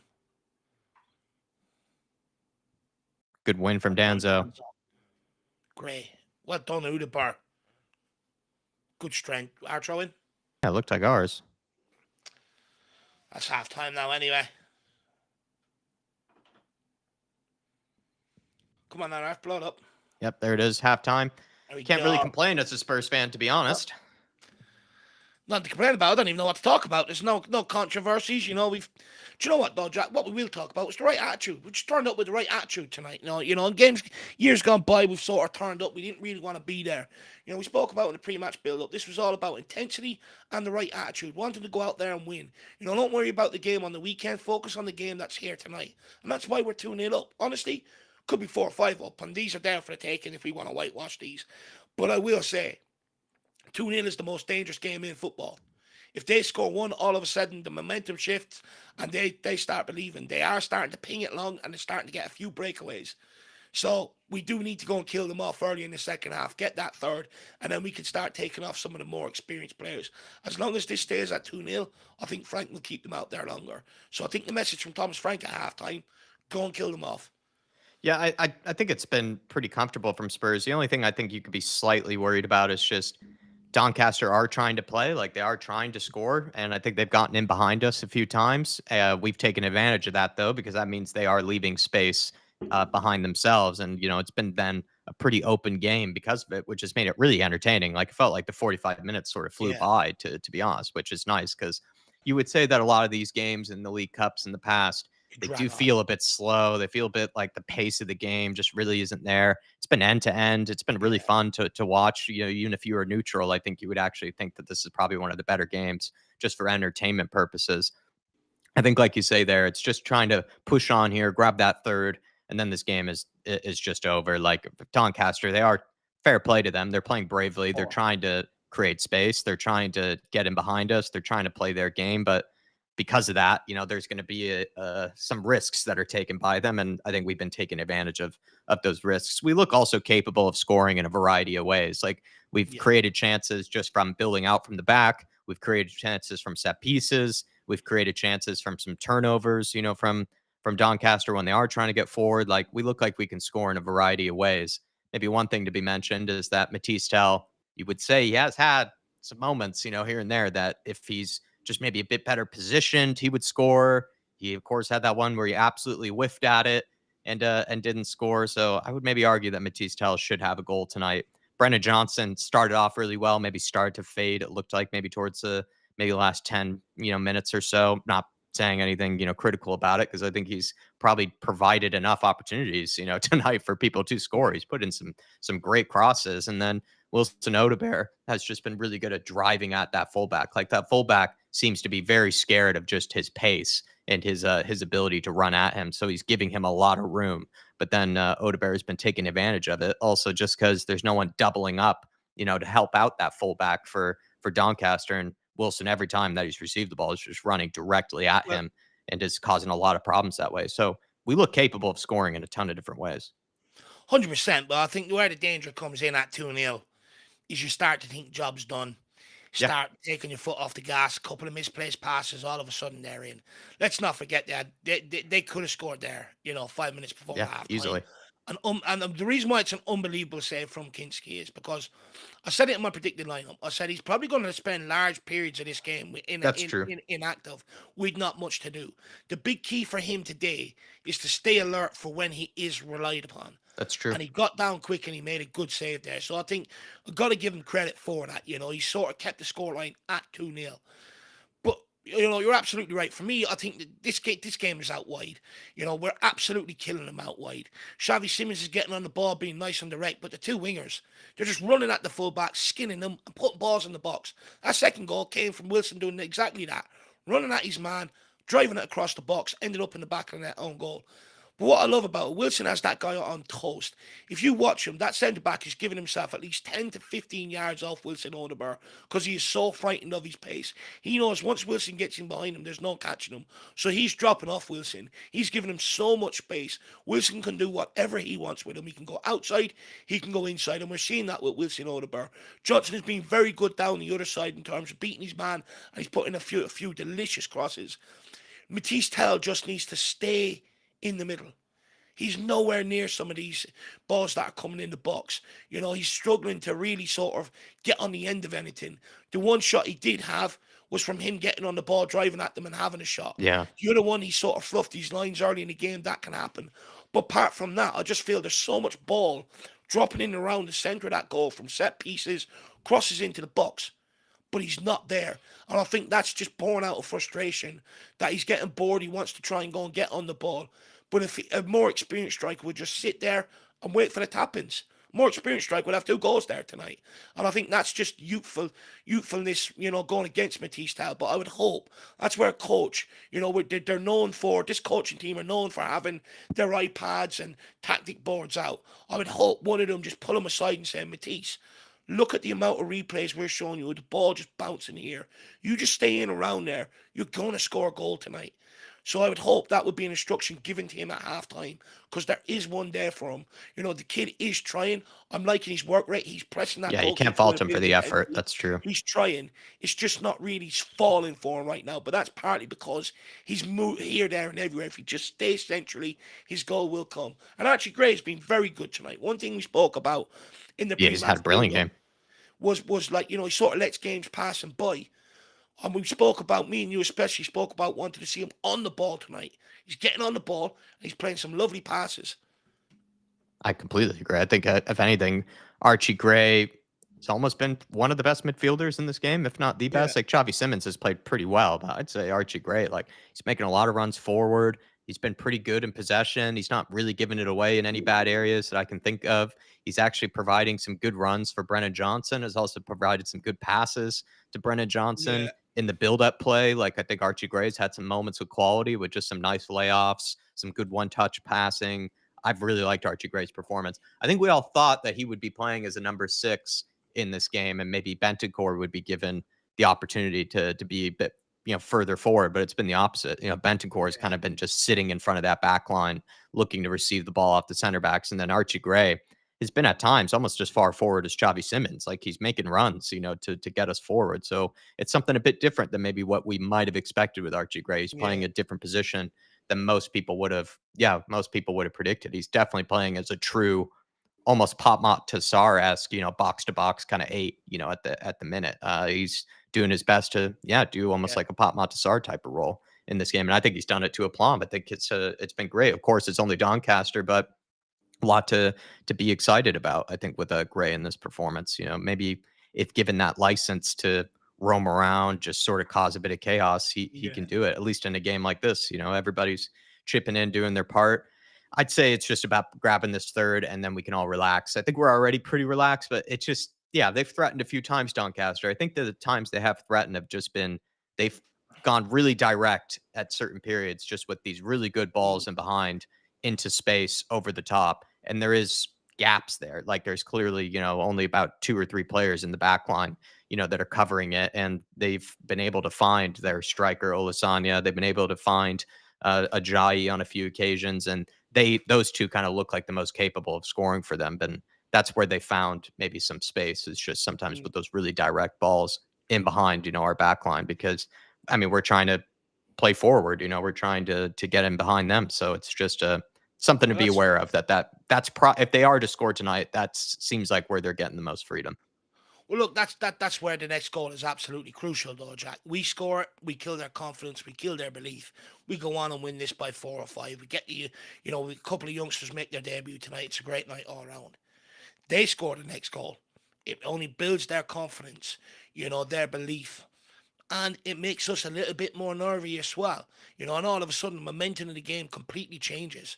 The big trick here is to not come out and go, we're 2-0, and sort of lure ourselves into a false sense of security almost.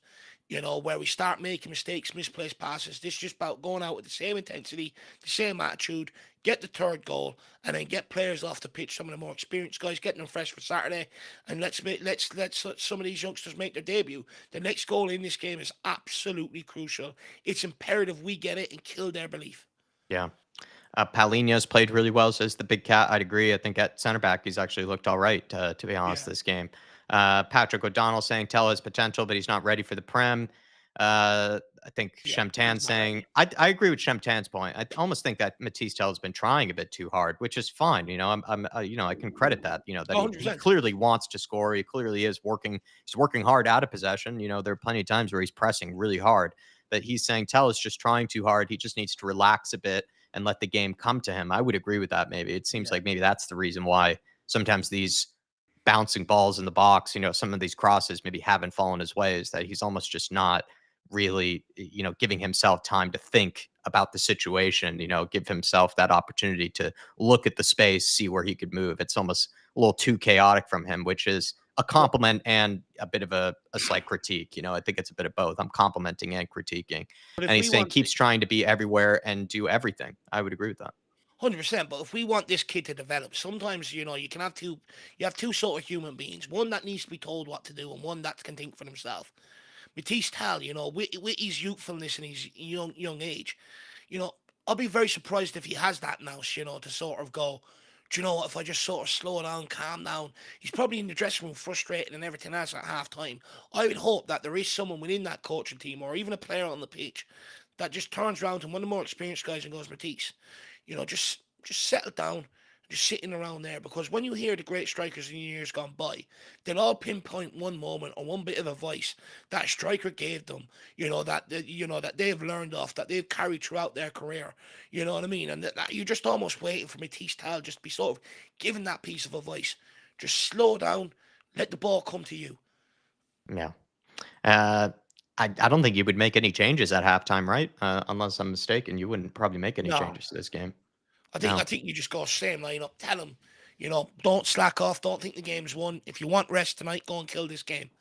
The players off of the bench could be, Teenan Thompson at some point, maybe could come in. You would say that he'd probably offer something pretty similar to what Odebear has been doing, Yeah, just running at fullbacks, causing chaos. Brendan Johnson, I'd imagine, would play the majority of this game. He hasn't really been given a ton of minutes, Brendan Johnson, yeah, right? Because Odebear started versus Brighton and played for a bit, and then Johnson came on, barely did anything, if nothing at all, against Brighton. So I'd probably leave Brendan Johnson on for the majority of this game. And the other players that could get an opportunity are Luca Williams Barnett, who would probably play through the midfield, where Xavi Simmons is maybe. playing. Yeah, I was gonna suggest that.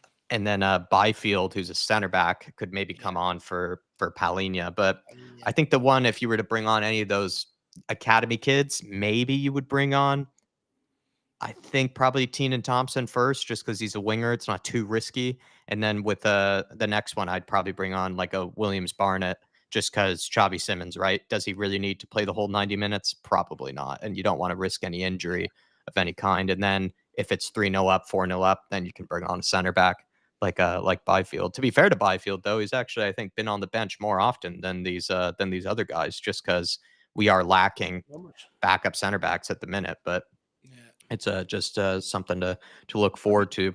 I don't think Van de Ven or any of these guys need to come on at any point. So that's what's also a nice relief is I don't think you need to make any dramatic changes for someone to come on and rescue this game, which is where we've been in the past. Let's be frank. There's been some games where like Harry Kane's had to come off the bench, Hoiberg would have to come on, Sonny had to come on. These yeah. sort of types of players, and it's nice that I'm not getting that vibe at the minute from the way the team is playing.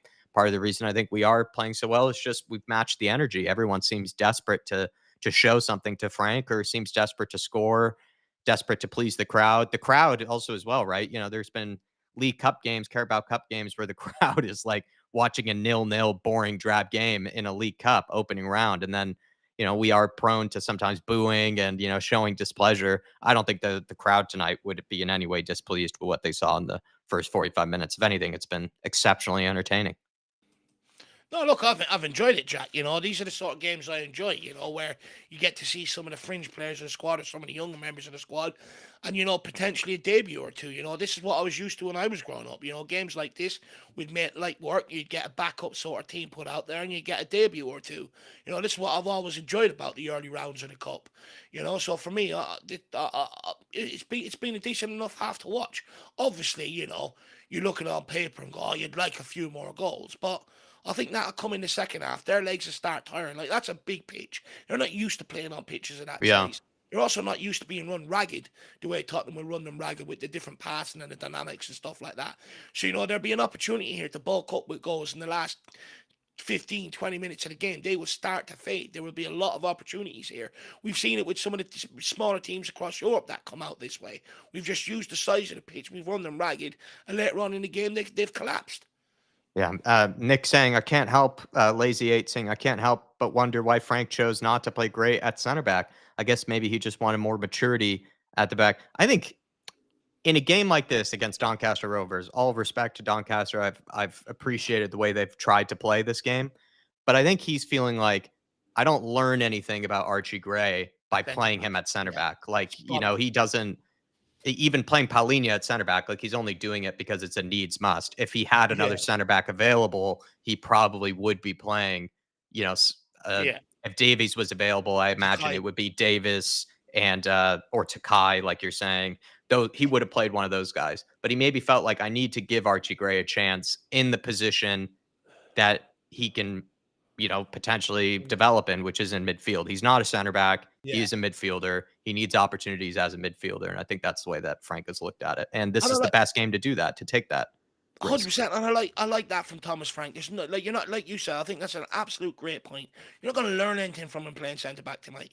If that's not his long term position and that's not the long term position the club see him in, you're not going to learn anything tonight. If you can't have a Paulinho, for instance, who is a destroyer, if you can't have him sitting in beside a Danzo and get through Doncaster Rovers, then you got huge problems. I think it's brilliant that he's done that tonight, because I think Yeah. many people are looking at it initially and going, "Oh, for fuck's sake, Gray in the centre back." I think it's brilliant that he's gone, "No, Paulinho will do that job. Gray, let's see what you've got in midfield." Right. And he's doing the SAR role, which is also a huge surprise to me, Nick, Mm. because he's not playing as a 6. He's playing as an 8 for sure. Yeah, What a ball for Pedro yeah, Porro. a good ball. Oh, Xavi got Xavi, there. that's risky. Oh, Good. don't let Oh, them good slow. tracking back from Wilson. Ajayi plays it down the line. Maybe a little heavy Overhead. there. Corner kick. Oh, I guess it took a deflection there. Well, we have gotten kicked off here, everybody. If you did want to stop us at any point or bring up something, you're welcome to do so. Thanks for picking us as your watch-along destination.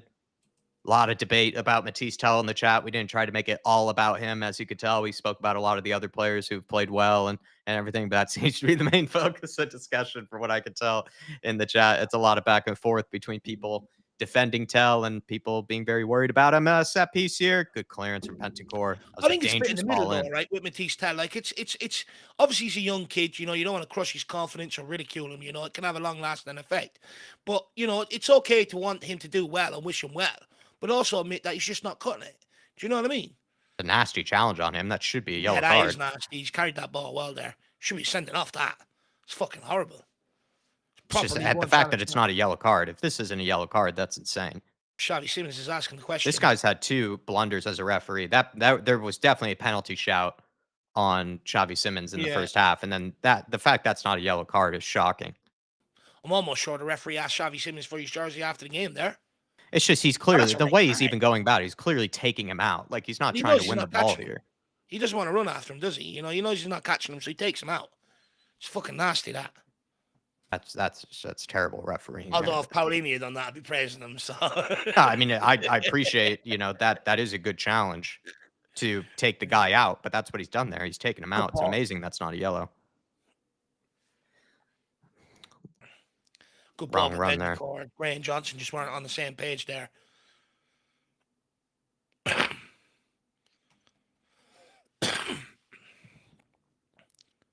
Win that well. Bentancur leaves it. Oh, gets someone take 2 times there, Bents.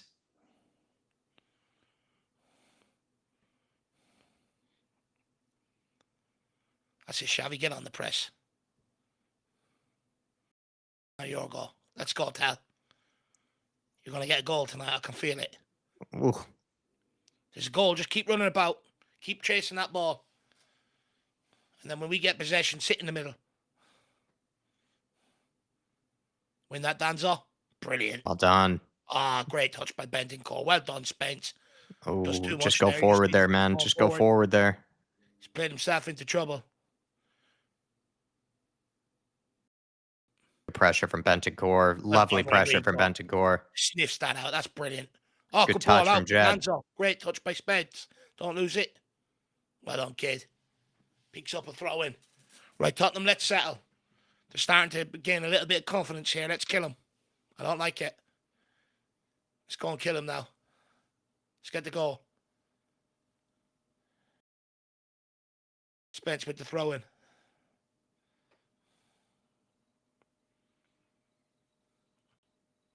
Shit, Dan's on it and clear it. Oh, well picked up. Wilson. Go on, Wilson. Find him. Oh, you had Xavi there, man. And you had Xavi forward from Odebear. Get your head up. Oh, the first touch. So Why good. And then poor giveaway. It's very poor. All he's got to do is release Simmons in behind. Take it down. Yes. Lovely from Danzo. Good composure there. Doncaster having to chase the game, though. I feel like we will tire them out. We just got to not let in a goal and just take the third. And then the game's absolutely over. Let them chase the game. They'll leave a lot of space in behind. We get one ball in behind. We should take it then.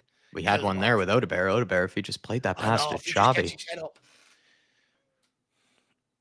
All he's got to do is does he have that ability to play that pass though? That's the thing. In retrospect, it's an easy ball at this level, to be fair. I just don't think he saw it. I think that was... Yeah, that's the problem. Doncaster getting a bit of belief. Their fans are loving this corner kick here. If you're a Doncaster fan, I think it's the classic cliche of like, at least you're seeing your team give it a go. Yeah. Well, I'd rather see my team, knowing you're going to be beaten anyway, I'd rather see my team actually try and go and give it a goal and sit 11 men behind the ball. It's a pointless exercise. You don't learn anything. When that Clearance from Paulinho. Clearance gets it far enough. And again. Cleared again. Well done. Oh, come on, Gray. You're just standing there. Got to go after that, Gray. Straight into Kinski's arms. Didn't have much to do there. That's a nice goalkeeper kit he's wearing, actually, tonight. Good ball. Just a little too heavy there. Tried to find Johnson in behind there. He hits it so much further than Vicario can. Yeah. He just strikes the ball lovely as well. He's got a lovely strike of the ball. Even his passes out the back to Danzo. There's a nice little weight on it, curvature on it. It's been all Doncaster in the opening minutes here, though. I know Danzo. It's nice, strong defending. Pedro taking a lot of risks out from the back, but it's paid off for him. Good ball by Gray. Oh, good idea from Tell. Good idea. I like that. I would have been unreal if that came off, by the way. Would have been sitting there calling him a baller. That back heel from Pedro Porro. Talk about baller. Jesus. Some of the passes Pedro's been making out from the back. If anything, Pedro's really showing that he's not meant to be playing against League One sometimes. Some of the passes he's been pulling off. Pedro doesn't. He's almost operating at like 50%, it feels like, Pedro. That's actually one change we could make, is take him off and get Destiny on the pitch. Yeah. There's no need for him out there anymore. He's megged some of these Doncaster players. Pedro's taking the piss out of him at times. Right, Wilson, get there. Get the pressure on. Ajayi plays it into the striker. It's a good ball from Ajayi. Paulinho just coming out and destroying people. He can't help it. He's like, he's got a bit of Romero in him. He's got a bit of Romero in him. He can't go 10 minutes without good block. Hey, Johnson, man. It's right there for you, lad. Jeez, why'd you let that go? Clear lines. Well done. Jeez, Johnson. He's right next to it, and he just let the ball go there. Michael W. says, Koi's KHO says, looks like we're getting pinned down. Yeah, we are. Yeah, we are getting pinned in. It's been all Doncaster opening minutes. It's what I'm saying. Like, if they get the first goal, you worry then. Are we could, because it's very rare you can sort of get yourself going again. You need to try and go and get that third. Getting a bit of joy down Porro's side here now. They're getting a couple of crosses in down this end. But if we keep having Danzo in there and Paulinho clearing everything, we'll be all right. Ideal is that you just let them tire themselves out in these opening minutes trying to get back into the game. You just punch them in the mouth with a third goal there, and then the game's again over. Oh, Simmons done well not to swipe there. The reason we're getting pinned back is because they have a lot of players forward. Like, they are trying, Doncaster. Like, they are catching us out by just playing with more guys up top than you would expect. Yeah.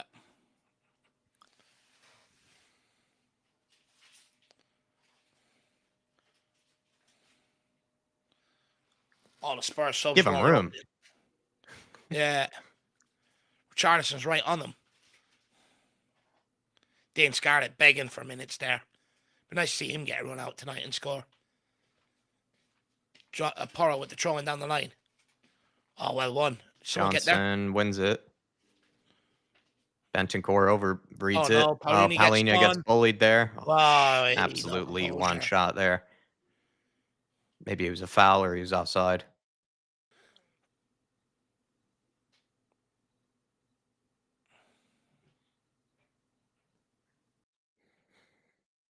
Ooh, maybe just a soft one there. Well, Jay-Z swiped at that one. No composure.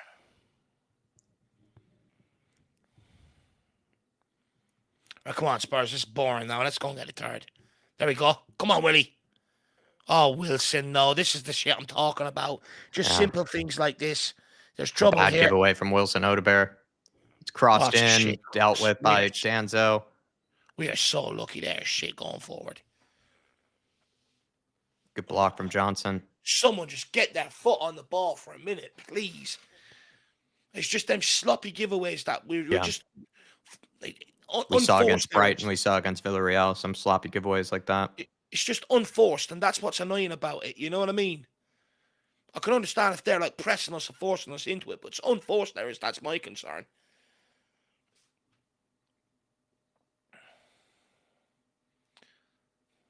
Someone just get on the ball, calm it down. Let's go at them again.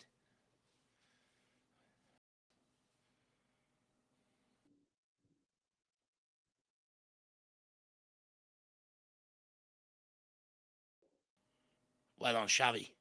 Good turn. Time for Paulinho. Carrying it forward. Drive.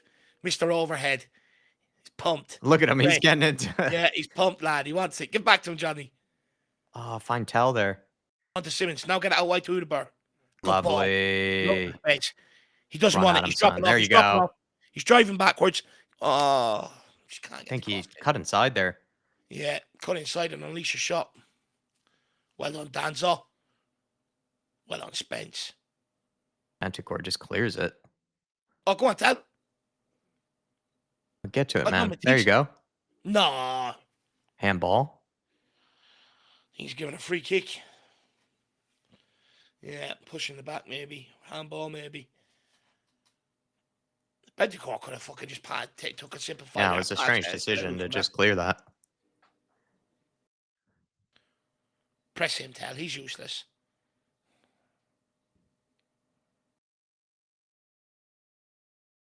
Win that well. Well done, Pedro. Bentancur, lovely stuff.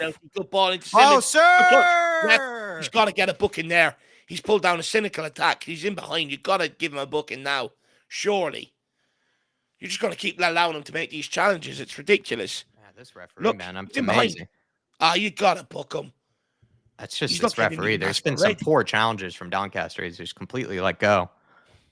Thought I was being fair asking for a yellow there. There are a lot of Irish players on the on Doncaster, by the way. Obviously, I don't think any of them represent the national team, but they had a fair amount of Irish players from what I could tell. Yeah, a lot of them teams will try and pick up some of the best players in the League of Ireland, fill out their squads. Cheap, low wages. Good ball here from Porral. A keeper, he's going to come.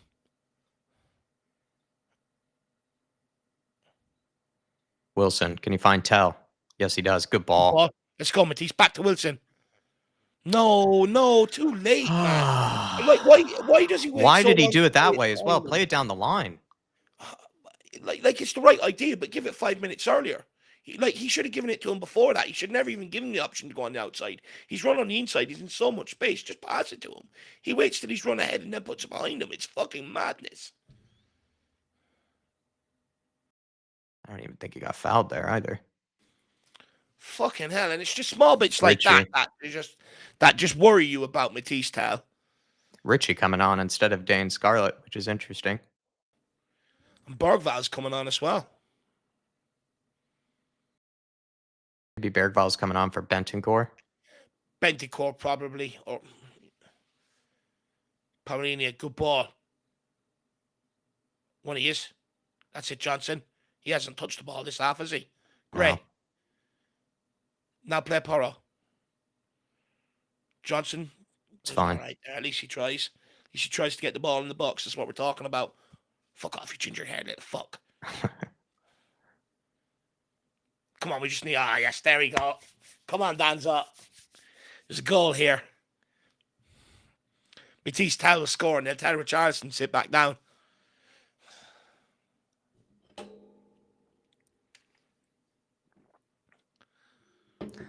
They're also warming up some changes. If they take off that striker, Olasanya, I'd be relieved. I feel like he's caused us actually a lot of problems.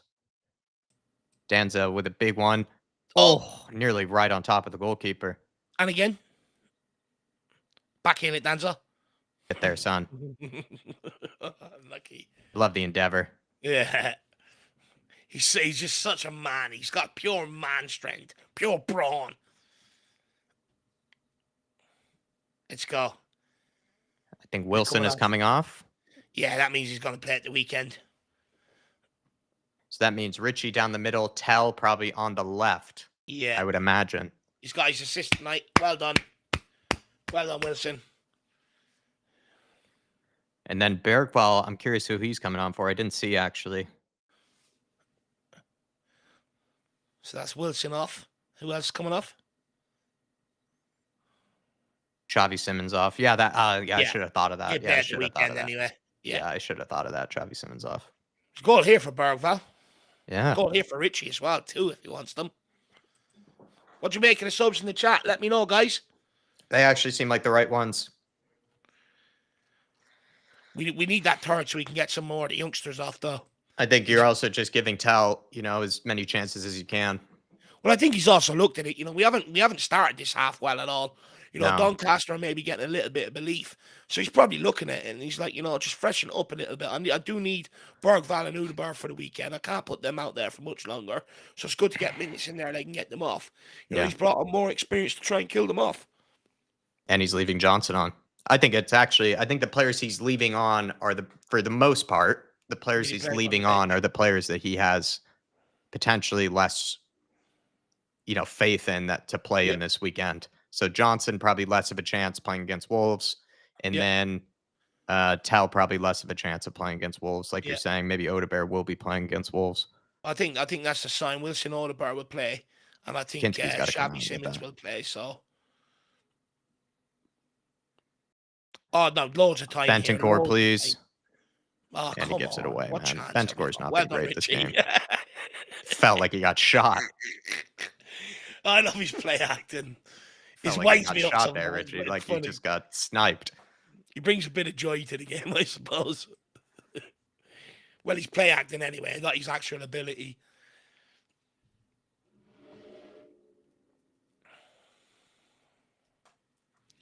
That makes my predicted lineup easy then, because I know 2 of the attacking 4 next week.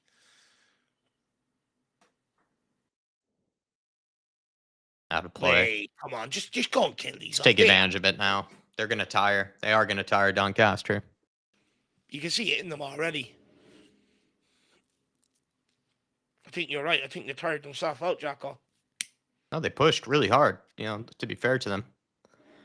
But I don't think League One sides don't have the fitness that Premier League sides do. It's just a fact. Do you know what annoys me, though? The size of our pitch. I just don't think we use it to our advantage sometimes. Like, we can easily disjoint these fuckers by the size. If we just done simple things much better. Like, the size of if we just found them passes, we're true in on them. We have them completely stretched. They have no formation anymore. Just players are popping up everywhere. Good pressure, Bentancur. Good pressure.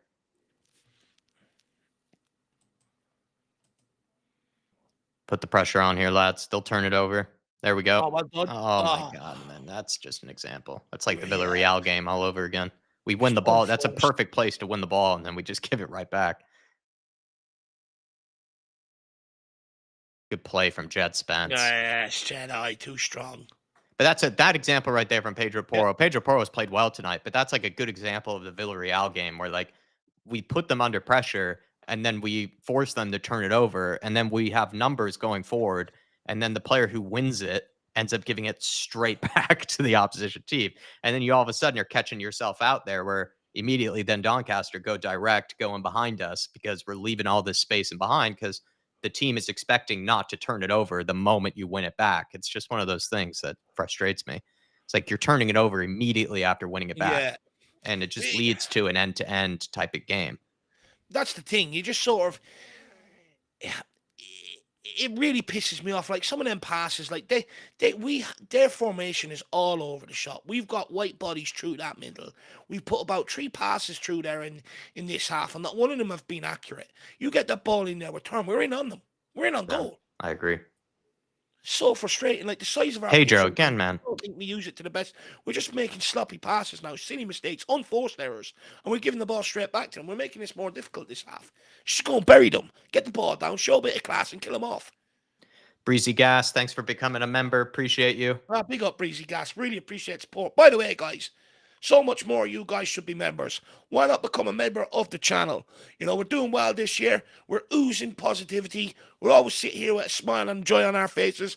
And we will start getting to members-only content after the next international break. So you want to become a member. Plus, we do a fan show every week. So you want to become a member. And just 3 tiers. Down. Grab whatever one you want, guys. Danzo the long throw. Go on. Cleared away. He's giving a foul there. Fuck off. This referee, man. He's not giving a single yellow card to Doncaster for some of these very, very cynical challenges. What's he giving it for? What's that even for? What is that even for?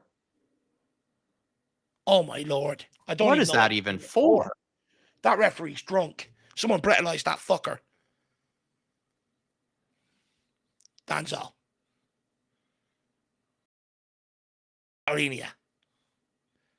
On the Pioneer. Good ball, Pedro. Much Good better, turn, Johnson. Why are you going backwards? You have Richie right there, man. And Richie there. You have Richie right there. Forward. Kinski.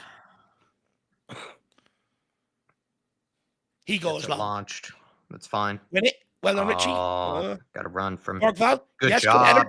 Oh, my Lord, Johnson, bro. He's so free. Just take a touch and play. You have also Tell's in acres of space there. That's 2 wrong decisions that if we make the right decision, we're in. Oh, my God. How are we giving it straight back to them there? That's so poor from Johnson. And that's exactly why he's going to be on the bench on the weekend. He's so inconsistent. Since he's had a good opening 30 minutes and he's done fuck all. It's just, even if he doesn't play Tell there, why is he doing a blind back heel to no one? It just doesn't make sense. Because his fangirls are probably in the stadium screaming, "We love you, Bernaldo." Good ball from Tell into Bergval. Bergval, please this time. Or, sorry, Bentancur, please this time. Need a smart decision in possession. Pedro. This is better. Good play. Let's go, Johnson. Johnson! Oh no. Is that another miskick from Matisse Tell? That's twice. Sorry, Matisse Tell. I am sorry. He's whiffed it 2 times now. 2 times. We need a medical team to look at him. I'm not sure he knows what football he's kicking. I have a lazy eye. I think he might have a lazy eye. Honestly, we need the medics on to have a look at him. There's something not right there. He's kicked the fresh air twice. Oh my Lord. Wow. It gets worse. Stop showing it. It gets worse. I hope he doesn't play golf, because golf, at least, the ball isn't even moving when you're hitting the ball. He probably would still whiff it. Holy shit. That's 2 times he's just completely whiffed it. And I really want the kid to score. I really want him. He needs it for his confidence. But by him keep missing chances like this, it's not doing his confidence any good at all. Shame time, did they just give us an ad break? No. I'm telling you guys, you need to be sponsors of this channel. And you can do that by grabbing memberships, guys. Helps us out massively. We're here every game with a smile on our face. But of course, more whiff, and we'll have a hat trick. yeah. Hat trick of whiffs. At this point, I kind of do want him to whiff another one. That would be hilarious. Oh, good ball. Not a great first touch. Yeah, move out his way, you dick. Oh, go on, Lucas. Get rid of it. Spence. They don't even want to pass the Tell anymore. Good hold that play. Good strength. Get it out of your feet, man.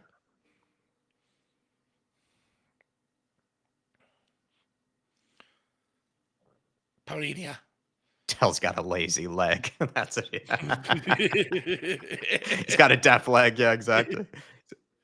Poor from Bentancur. He's had a few bad giveaways, Bentancur. This has been an atrocious second half to watch. Win that, Danzo. Bosh. To be fair, it's now been mostly Spurs in the last few minutes. It's just we're just showing no quality, at all. That's what I mean. This is boring. This is Doncaster. Luckily, they're not all over us like they were earlier. But we're just should be showing more quality against Doncaster.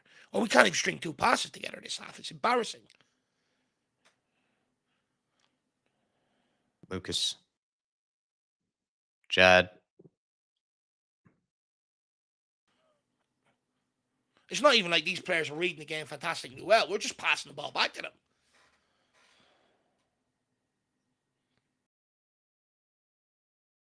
Suppose job is done. Everyone wants to save themselves for Saturday, but I think half the players out there realise they're probably not going to play Saturday.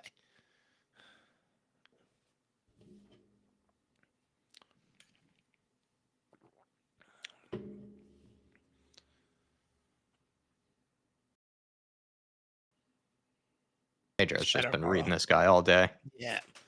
Oh, your man has one trick, and it's just go on the outside and cross the ball. Yeah, Can't do anything else. Pedro kind of seems like he's playing at like half speed. Yeah. Bentancur, I feel like the same, but then Bentancur, I think that's the reason he's giving it away so poorly at times. He just seems like he gassed. Yeah, I agree with that.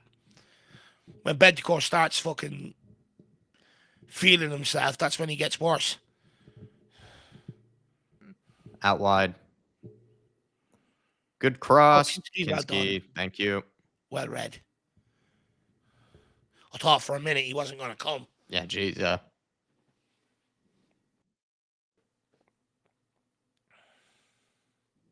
read. Good read. Yeah, good read.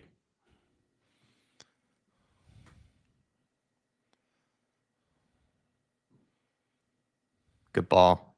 Johnson. Pedro. See, Pedro at times, like, again, he's just sometimes That's like just just no giving it need. away on. Why are we giving it away there? Like, there's just no need. I just don't understand it. We're making the game more difficult for ourselves. Well done, Danzo. That's fucking unbelievable. Could have given away a penalty there. Oh, is he giving it away as a foul? Oh, my God. I don't believe it. No way. They're looking for a red card here as well.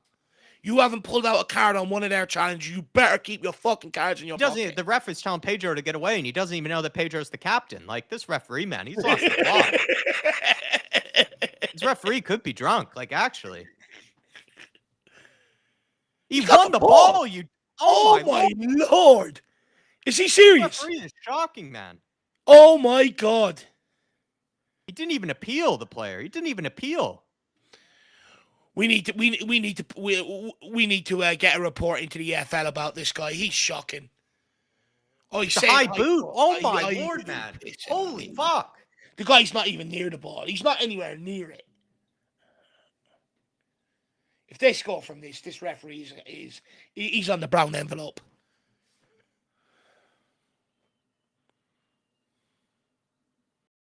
I can't believe that. I just can't believe it. I also like the idea. He's the referee, and he was shoving Pedro Porro away. Pedro Porro had to remind him that he's the captain. Like, he's allowed to speak to you, ref. This guy could not be any more biased. Like, oh my God, man. It's fucked. This referee doesn't know where he is.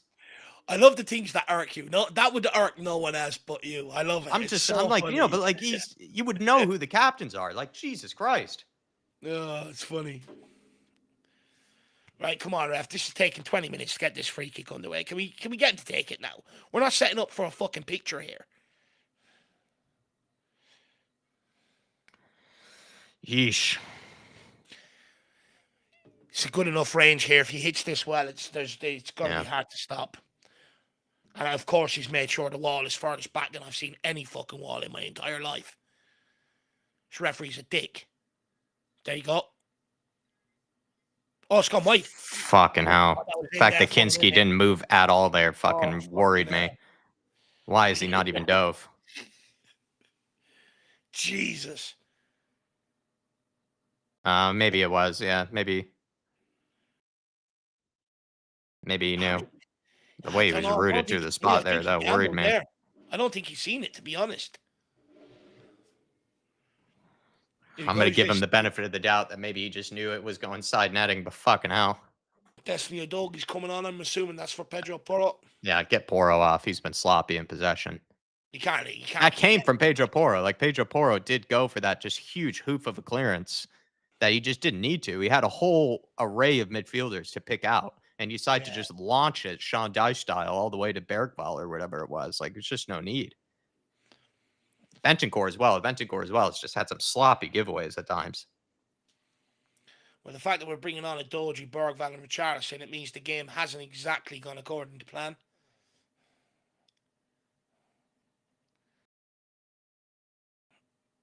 Hopefully, Udogi can bring a bit of composure on the ball. The amount of giveaways in this half. Jed Spence coming off. Jed Spence. Sure about that.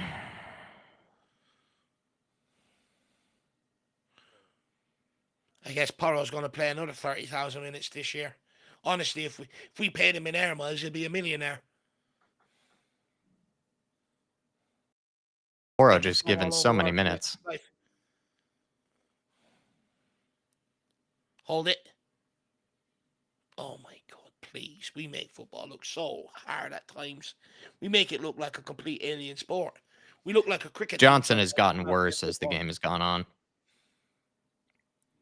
Bentancur, how are you getting bullied there, man?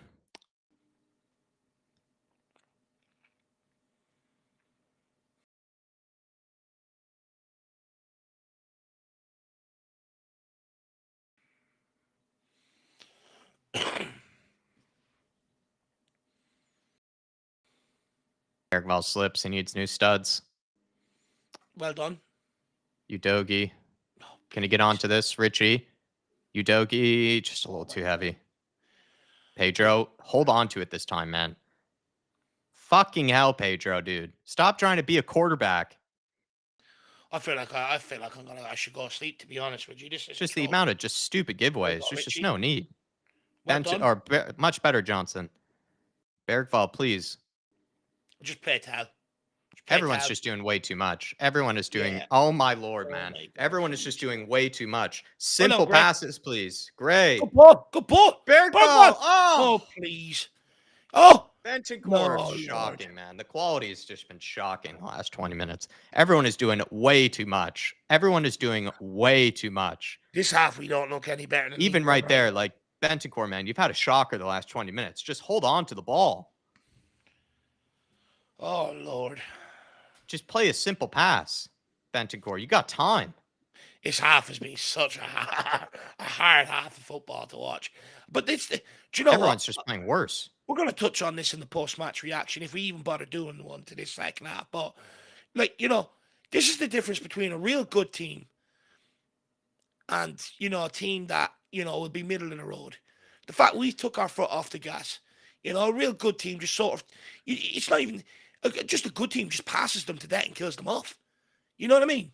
Yeah. You just don't give away half the sloppy passes. We're making the game so much harder on ourselves. That's the problem. A good team, just a couple of passes, 4 passes, is in the back of the net. We're giving away the ball left, right, and centre. We've just made it hard on ourselves. And that's the difference between, a very good team and a team that's still got a lot of work to do. We're chasing them down this half. I mean, that's wrong. Like, don't get me wrong, delighted we're up 2-0, but I'm just disappointed we're not going and killing them.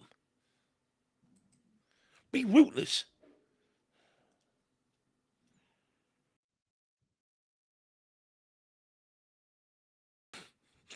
Captain Pants, who told Poro it's okay to... That's my point, man. Like, there's so many times where he's just hoofing it, like, for no reason. It's not like it's Sean Dyche or anything that we're, like, playing. Yeah, it's not David Moyes football. It's not supposed to be that direct. The ball is just bouncing off every Spurs player. Pedro's, like, actually every time, Pedro is just looking to just hit it as far as he can. Like, it just doesn't make sense. He's trying to it seems like Pedro. I mean, I don't is. blame him. He plays every game. He probably doesn't give a fuck. But like, seriously, dude, like he's trying to get his stats up for longest completed pass, Jack. Yeah, seriously. It's just embarrassing though. Any time the ball goes to a Spurs player, it's just bobbling and bouncing everywhere. No one can get it down and get it under control. Every Fans are single heading player. home, they're bored. Every single player has actually struggled to be able to make a good decision in possession and execute a good pass. And also, anytime that we do even have a good first touch and they have time, they literally take 20 touches and try to do too much. Johnson surging down the line here. Good play from Johnson. Well done. Good pace. Well done. Pull it back. Good play. Yeah. Oh, Richie. Good play by Brennan Johnson. That's more like it. Johnson's put in some excellent crosses tonight. That's a great cross. Yeah, it's another Richie doing his best Tell impersonation. It's on the plate. I mean, he's put a couple on the plate tonight. I mean, that's just waiting to be tapped. He's just a step behind it, Richie, but he's got to be there. He's got to be there. Home. And it's a good way. It gives him a chance to get on the not too fast. It's not like he flashed it. Yeah. It's great work from Johnson. I want to see more of that from Johnson moving forward because he's shown he can do it. Get on the ball, run at his man, and put in a good cross. We got 2 strikers who can't finish. Yeah.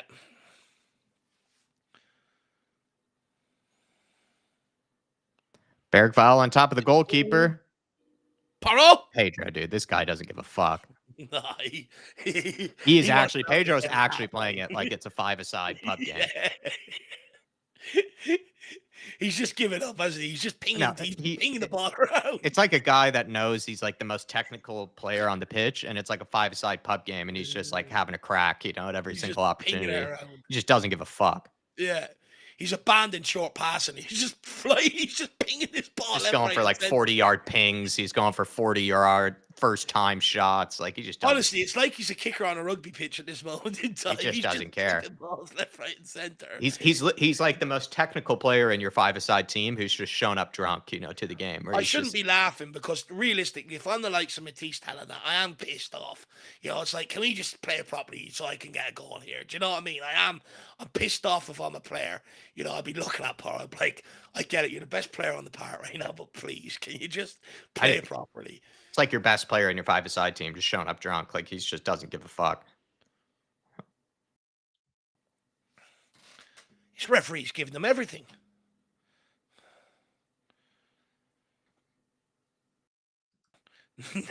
Nita, fair point. He says not as bad as watching the Ange ball last season. Fair point. Suppose at least we scored. This has probably been the most end-to-end game, strangely enough. Mark McDermott, this is a hard watch tonight. I think you're speaking for every Spurs fan out there. I think first half was okay. Second half, it's just... Yeah. I mean, but like to Jack's point, what can you do when Poro's just gone, you know what? I'm abandoning everything. Everybody. Like, Poro's the most guilty. Bentancur is probably then after that. And then, even Johnson up until that moment. Like, Johnson also has had just some bad giveaways, like, at times. Like, everyone's just had these terrible giveaways that just don't make sense. Bergvall has offered very little since coming on. Like, literally, Poro has turned this into a ping pong game. You ever play them ping pong machines where the ball seriously. is bouncing everywhere? That's Pinball. what it feels like. Yeah, pinball, that's it. What did I call it? Ping-ball. Oh, God, I'm so dumb. It's arcadey, this game. It's just been, but it's not a good arcade game.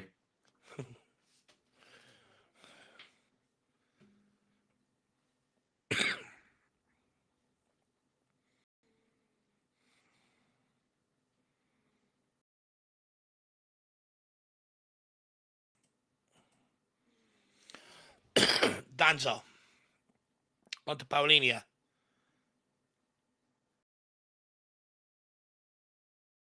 Paulinia on to Poro. Is he going to play it properly? He's deciding to play it properly now. Moves it across to Danzo.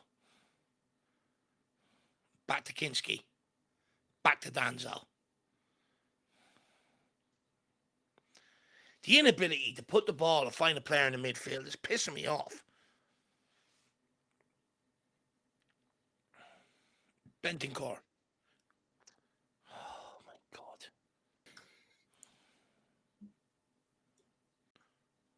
Oh, well done. Well done. Well done, Paulinia. Got people in the box. No, Johnson, no. That is never on. He's not even looking for that pass. He's not even looking for it. He just wants you to take the responsibility. He's done everything. He's just running away to pull players away from you. Fucking hell. Switch on.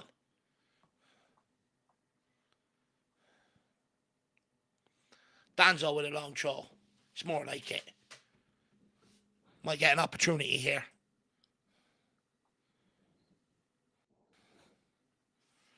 Ed Sweeten, absolutely spot on. This is not the level of opposition. You need to play so many long direct balls.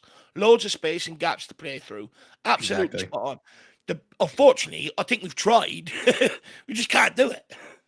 Exactly. None of them are accurate.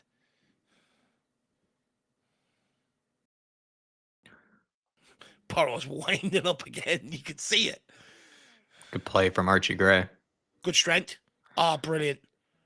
Oh, my God. Pedro, dude. Pedro has been a terrorist the second half. Like, dude, he just stole the ball as well off of Bergvall. Bergvall had time and space there. And then Pedro takes it off of him, then dives. Look at this. Like, he takes it off. He tackles his own player and then dives. He's been a terrorist the second half, Pedro Porro. Jesus, man. It's just been so hard to watch every time. Like he's sabotaging them on purpose. He's like actively trying to just play terribly. It feels like Pedro Porro. He doesn't want them to be in his starting 11, so he's sabotaging them all. He's like, I don't want to play with Johnson again, so I'm gonna Yeah, just start it's pinging the ball amazing. around and take him out of the game. That was just insane. I don't I want to mean, give he Frank a literally good took the idea. ball off of his own player who had the ball in the box with time and space, and then he just decides to dive immediately afterwards. It's just insane to watch. Oh, take it in, Richie. Now, just lay it off. Dude, if you don't hold Just this lay it up, I off. swear to God. Archie Archie, Gray. get your head up. Play towel. There you Oh, are. it's a Behind shit him. ball. It's a shit ball. All that space to play it in front, and he Is plays it. Tell behind. offside? He plays it behind him. Tell offside there. Was Tell offside? Yeah. I need to know. Like, did someone who watched that? Was that what he called there? Was Tell offsides? Here we go. Young Bennett.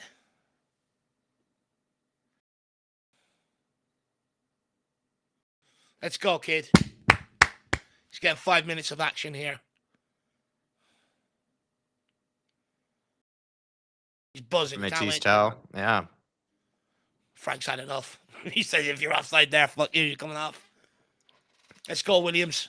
If that's actually how, I would actually want to see if that's actually what, Yeah. probably that probably wasn't You've what was probably seen happening it. on the He's probably turned around touchline. to his But coach. that's He's like, actually "Get what him off." happened there. With like immediately off. Frank was like, take off that jumper. Get on there.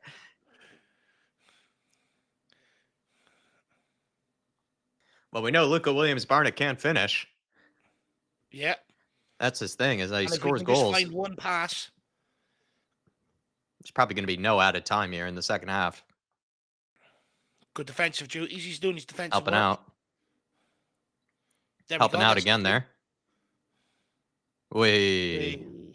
Right, let's give him one opportunity. Let's get him on the ball, see what the key can do.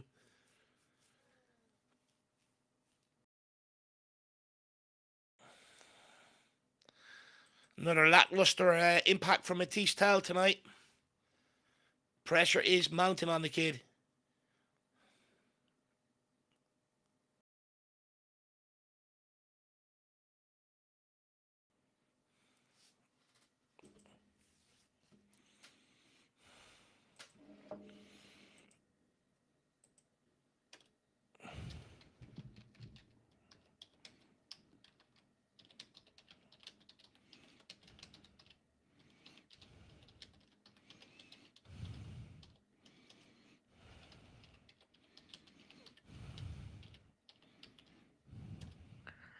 I think in a game like this, it was always hard to put Luka Williams-Barnett through the middle. We would have to be 3-0, 4-0 up, I think, for that to happen. Yeah. Jeez, that was a good strike. Here he is. Heavy touch there.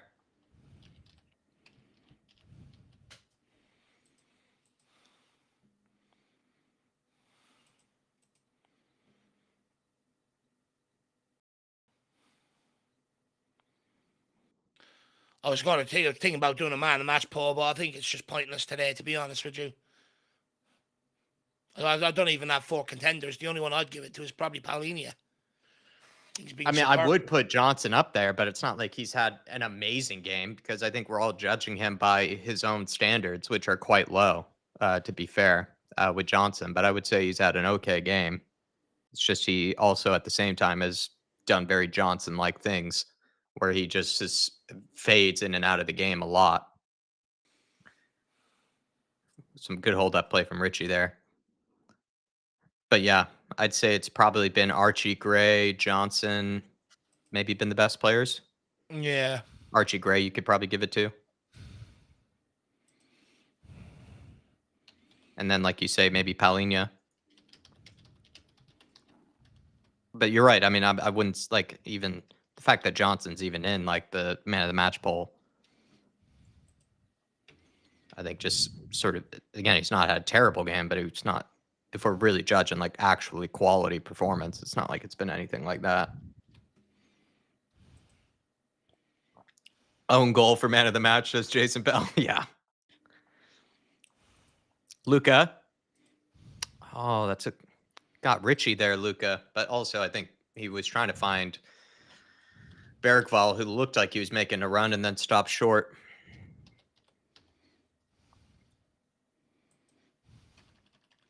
Good win from Danzo. Luka Williams-Barnett again here.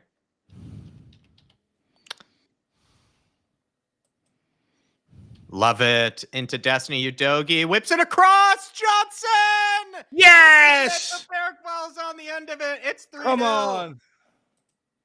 No, they're giving it as offside. For God's sake. How on earth? How on earth is it offside? Let's have a look here. I'm confused how this... I feel like they've had a few howlers today, the referees.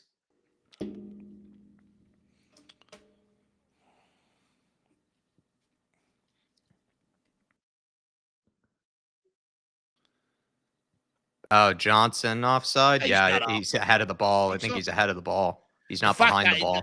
The fact that he didn't bury that is insane. Johnson also... Everyone is... Yeah, I mean, I know Matisse Tell has missed 2 tonight, but that's now Johnson, Richarlison, and Tell who have all missed. From 6 yards out. Yeah, and are like whiffing at it. And that was a tap-in for Johnson as well.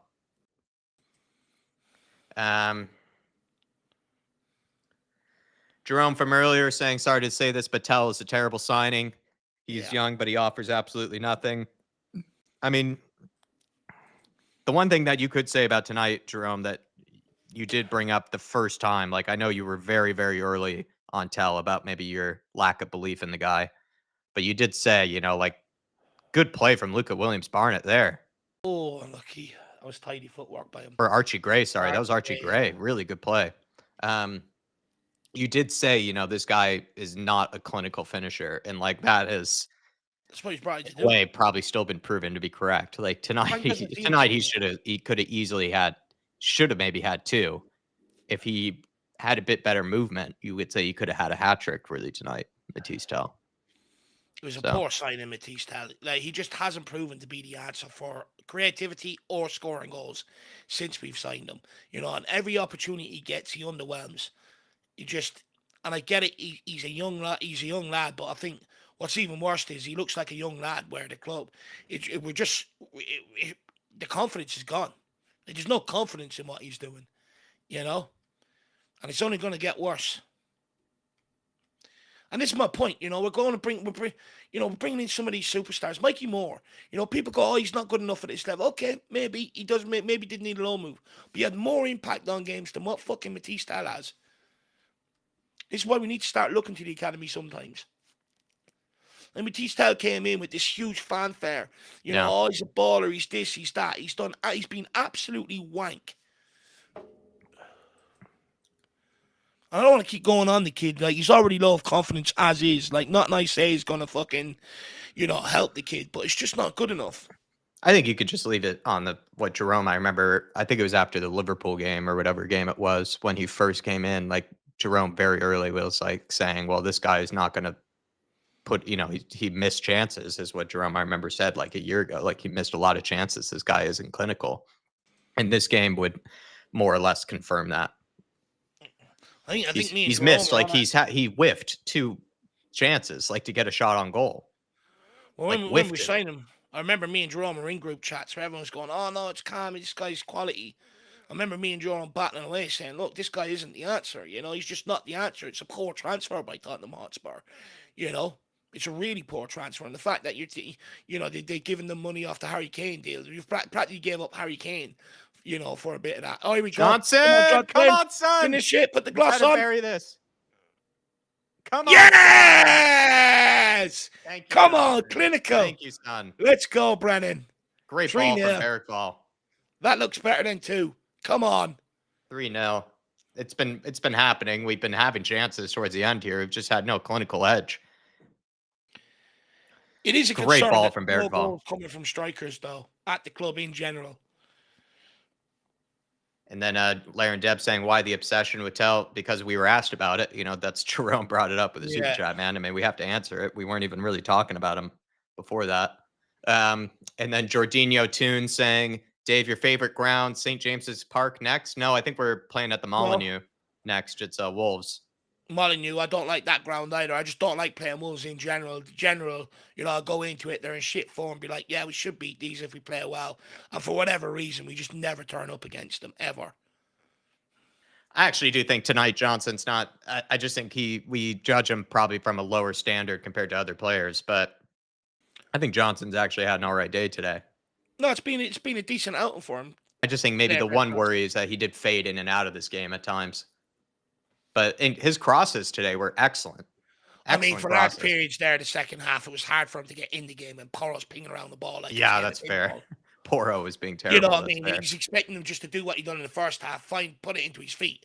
And he's watching Porro zing it from 60 yards towards goal, zing it out to the other side of the pitch. You know what I mean? I mean, that's why I feel like Johnson went out of the game for that period in the second half. But, again, he had a very good sort of opening half, and he finishes it off with a goal. Clinical. I think him and Odebear probably gave Thomas Frank more to think about than Matisse Tell has today. Yeah. And then Johnson, like, thing is, Right. Johnson then also, that was a more difficult chance for him to finish. And he also missed, the tap in where he was offside. So it is kind of funny.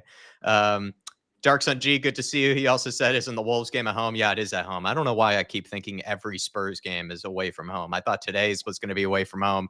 And for some reason, I thought the Wolves won as well. But you're right, Dark Sun G. I mean, next round of the Cup, says Jorginho Toon. No, thanks. If there's any more League One teams in there, give me them. I'll take them all the way as far as we can. I want to avoid playing big teams. Is it already been drawn or something like that we'll play Newcastle? Maybe that's what he's alluding to. Is there a draw? No, surely the draw's today. Yeah, I'm not sure. I would like not to play Newcastle. Yeah, I'd like to avoid the Premier League team in general. Just give me weaker teams, as far as we can into this competition. Because we usually get, bum draws in the Cups. We usually do get, a Man City or a Chelsea or that, further down the line. Like last year, even on the route to the semi-final, we had to take out Man United and Man City. For once, just give us a nice run. Like that run we had under Jose Mourinho, where we played shit opposition all the way to the final.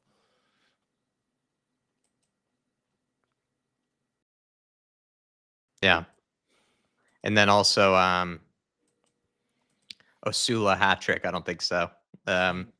He's Danish though, I believe, Osula. But I think King Hoddle saying best performers were Gray and Johnson. Fenty and Tell were crap. I would agree with that. I would also put Pedro Porro in there. Not that I'm reading too much into it. Just felt like Pedro Porro was sabotaging us in that second half. And so was Bentancur. Thought Bentancur as well didn't have a good game. And Gray and Johnson, I would say Paulinho, Gray, and Johnson probably were my men of the matches. Like they were all contenders. Thought they were. Paulinho was superb tonight. Paulinho was superb. It was a lovely overhead move, but the amount of times he sort of spark moves from playing centre back, driving through with the ball, stuff like that. He put his body on the line a couple of times. He was superb tonight. Johnson, overall, very good game. Udebur, I think the fact that him and Simmons were taken off early probably alludes that they're going to be in the lineup on Saturday. Udebur, let's not forget, he did get the assist for the own goal in the first half. Simmons looked bright as well. I'm just disappointed with the manner of the second half, Jack. I just feel like bit of a letdown. Yeah, a real letdown. I feel like my problem with the second half is, and I just want people to understand it, is we're not the most creative team, and we haven't been for quite some time since we sold Harry Kane, right? Goals, they're hard to come by. Chances, we don't create them on the regular. We end up making a lot of stupid decisions in the final third, especially when it comes to making that final ball. We lack a lot of sort of devastating cutting edge quality. Tonight was an opportunity to go out there in the second half, play some nice football, and put them to the sword and build up the confidence of a Richarlison, when he came off the bench. Guy didn't even get sniffed by that one that he was maybe a bit late to. Build up the confidence of Matisse Tell. He proved exactly Frank Wright that he shouldn't have included him into in the Champions League squad. He done absolutely nothing tonight, absolutely nothing to sort of prove Frank wrong or prove fans like me and Jerome wrong. Horrible. And that's where I sort of get annoyed with this second half. It was a chance for these guys to go out there, rout them, and build up their own confidence heading forward. Yeah. And that's where I get disappointed in the second half tonight. I feel a little bit let down. Yeah. I just think the first half was actually really entertaining, and I think David and I had nothing really but positive things to say about the first half. Just the second half felt like a big of a letdown. Because Doncaster were all over us for the first 15, 20 minutes. Then it was mostly Spurs for the rest of it. But Spurs were just so incapable of being able to string anything together of any quality to be able to grab that third. It looked like it was set up for us to grab a third, pretty early on after that initial spell of dominance from Doncaster. So that's where it felt like a bit of a letdown, where we said, you know what, they're going to come out the gates, Doncaster. They're going to look to try to get back into the game. I think they did that more or less, but they didn't have the quality to be able to push on and grab a goal and get back into it. And then Spurs did an excellent job of winning the ball back, putting them under pressure. But every time we won the ball back, we would just give it straight back to Doncaster, like the Villarreal game. The Villarreal game just was a funny one where we were putting the team under pressure. We were, working hard off of the ball, but then we don't Yeah. reward ourselves when we do win the ball back. The whole point of working hard off of the ball, trying to press the team, is that you get the ball in good areas to be able to try to create something. And then every time that happened, we would just give it straight back to them. And the real frustration I felt like was there was no real quality from anyone who did win the ball back. They would just give it straight back. But the other thing was, there were times when I felt like certain guys were just trying to do way too much, like Pedro Porro going for these Yeah. big quarterback long passes, that even like Harry Kane, loved to do those big quarterback passes. But I even think Harry Kane a few times would have been like, you know what, I'm just going to play the simple ball here. Like, I'm not going to try to do, another 45-yard ping, to somebody, because I rate Pedro. I think Pedro is so capable of it. But there's just so many moments where it's Yeah. like, dude, just relax, like just calm down a bit. Maybe that's the other thing about this game, which is maybe a good thing. Like, Spurs clearly wanted to win this game. There was a lot of urgency about us. Maybe there was almost just too much urgency. There was just like a little bit too much kind of jitters or whatever it was, because sometimes we just need to relax a bit on the ball, like just sort of string together a few passes. Like, no need to go for the hero ball every time, or like Bentancur at one moment had an opportunity at the edge of the box just to like take a touch, have a Yep. moment or two to scan the pitch for a little bit. He goes for like a left-footed half volley from like 30 yards out. And it's like, what are you doing there, lad? Like, that's what it just felt like. Spurs were almost just a little bit, Yeah. I don't know, maybe, yeah, just not relaxed enough, maybe at times, especially in the second half. Like, second half, it was just asking just for people to be a bit calmer in the game. And we didn't do that at all, to But be we fair. often have moments like these in games, though, Yeah. Jack, where we sort of get a bit sloppy, or, it seems like it feels like sort of taking your foot off the gas, but we're not. We just sort of just get sloppy in what we're doing, where we sort of just get careless. You know what I Yeah. mean? And that's the real frustration. A lot of like we made this like we kept them in this game longer than what they needed to be. They spent the majority of the second half in possession of the football.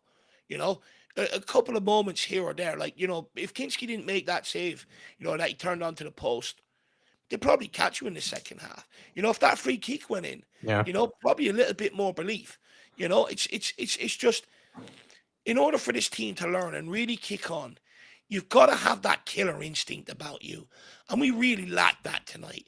We sort of were happy with what we had. 2-0 against Doncaster. We just go, we're happy with what we've got. You know, that real killer instinct. Like, if we got a team that, have that killer instinct, they come out there in the second half and they just continue to do the basics. The basics is what won us this game tonight. We didn't create any good moves. Bergvall came on, held the ball, delivered a perfect way of passing behind for Johnson. There you are, 3. It's that simple. A lot of It goals we felt like scored it could have tonight been a were the 5-0, basics. 6-0 sort of It could have game been for 5, Spurs. 6-0. And that's where we've still got a long way to learn. Despite being Europa League champions, we've still got a long way to go. If this was, any other top team, they come out here and they just pop it around the pitch, give them no belief, and they go and kill them off 3, 4, 5-0. Today we didn't. We just sort of were happy with what we've got. And I'm not happy with that. For me, that's gonna be problems in the future.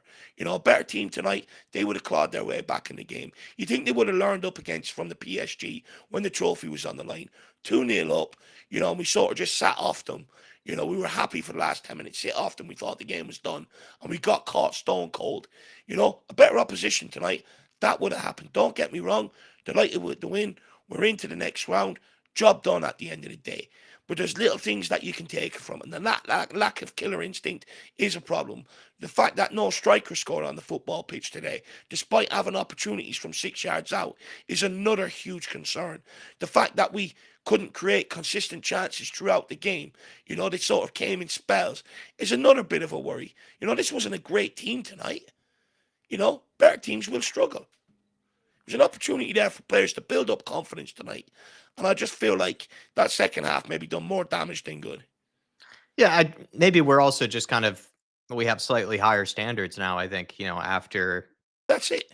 I just think we have been winning some games under Frank. We've shown that we can win games. We show that we can get it done the ugly way, the hard way, but we can also play some nice football. So I just think there's a bit of just maybe asking for some people are kind of like, 3-0, you take it. It's like, yeah, but the way we were playing, it looked like we were capable of winning 5, six Thing nil, is, though, and Jack, we just right? we just didn't. So I think that's where the slight criticism comes from is Thing is, it though, looked like we really could have absolutely smacked these. but like where I get annoyed, right, is learn your lessons, right? We showed against PSG when most of the world thought we were going to be comped off the pitch. We showed we're a decent outfit. Right now, we're sitting third in the Premier League. We either have a decision to make. We can either look to become killers and believe it, and sort of use this goodwill and really kick on, or we can be happy with how it's going and not have that ambition to kick on. We've started off the season well. Why not look to become that, a really good team, show that bit of killer instinct, and look to kick on? Dream that you can go and challenge for the title. We're third after 5 games. Have that dream. Have that expectation. For me, I just see little things like tonight, the sloppiness in the second half, the amount of unforced errors that, giveaways from with no pressure on us whatsoever, sort of unforced errors, really annoys me. And that will come back to bite you in games this season. Tonight, we were 2-0 up, after 30 minutes. The game was done and dusted. We should have kicked on and routed them. Because at the end of the day, the reason why we played some of them 4 players tonight was to try and get them some confidence. This is Yeah. supposed to be a confidence booster. What confidence does Matisse Tal walk off the pitch with tonight? Richarlison came on. What confidence does he come off the pitch with tonight? Yeah, no, if that's fair. Um, And they're the players that are going to make the difference in weeks coming up. When you need to go and win games, they're the guys that we were looking for tonight to come off with the confidence because we're going to rely on them. um, Jerome with a super chat from earlier saying no obsession with Matisse Tell, just stating out the fact that we made another terrible signing. I was told he was going to be a baller under Frank. Yeah, I mean, Jerome, I don't think you have any obsession about the guy. I think there just happens to be, for whatever reason, there just is a real fan club of his that, looks to defend him at all costs. And like, listen, like I have my favorites. I'm a huge Romero guy, always have been. There have been plenty of times when Romero was being chased out the club, it felt like, by Spurs fans. I would listen to the arguments, against him. I just think that sometimes there's a bit too much of a people just putting cotton wool in their ears and just not listening to any sort of the criticism or critique, about the player, right? It just seems like people have their favorites and then, they just get really upset when you say one or two things, about the guy that he needs to do or improve or whatever. But like somebody like Romero, who I defended for years at this club, people would say, oh, he's rash, he doesn't care about the club, and I would listen to those things and I'd be like, frankly, I disagree, but, I wouldn't get as incensed about it. I could see sometimes where people were coming from. Same thing with Bentancur. I'm a big Bentancur guy, but tonight, I even stated he had a terrible game. I thought he was very, very sloppy at times, just wasn't really offering what I know he can. I've been a big Pop Montasar defender in the past as well. And Pop Montasar came under plenty of criticism before, and now he's absolutely flying. But sometimes I just think like people need to be a little bit more understanding that, sometimes that's, you know, people will have criticisms of players and everyone has their favorites, which is what football is all about. But I don't think you are showing any obsession over Matisse Tell like some people have accused you of. And I'm not obsessed about the guy either. It's just I'm a bit in your boat where I was just kind of like, did we really need to sign this guy on a permanent? Like when we have already so many other forward players, that we could sort of look to try to push on, look to try to develop, give minutes to. Like it just, and also when he had a stint at Spurs under Ange, he didn't really show me a whole lot to be worth the 35 million that we paid him for. And which I called out a few weeks ago, from what I could tell, it seemed like Thomas Frank didn't necessarily approve the signing or anything either. So that's my other worry is like, did Thomas Frank even want the guy at the club? But I'm like you, I'm not obsessed with the person or anything, but he is going to be one of the talking points after tonight.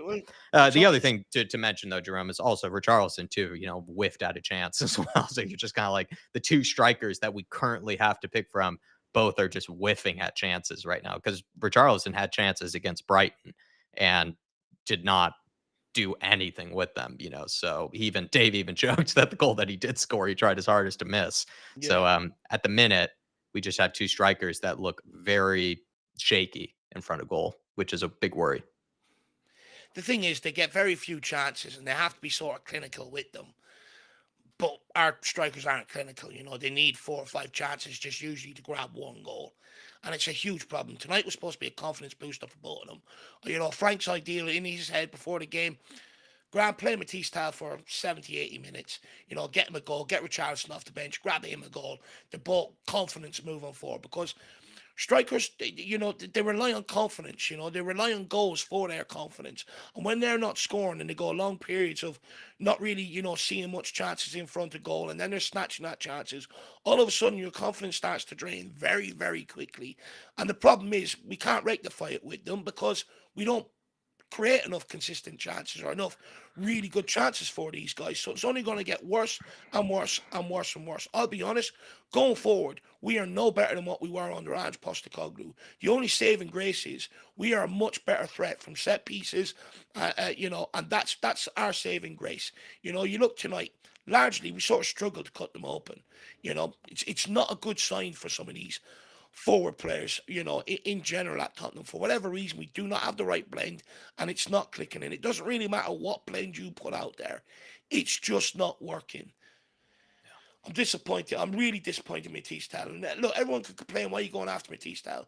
Reality is, he started tonight. That's why he's a talking point. Second of all, there's people out there that say, give the kid a chance. But there's got other people that go, well, this kid had on loan from last January to the summer to A live lot up of to this chances. reputation. Didn't take any of them.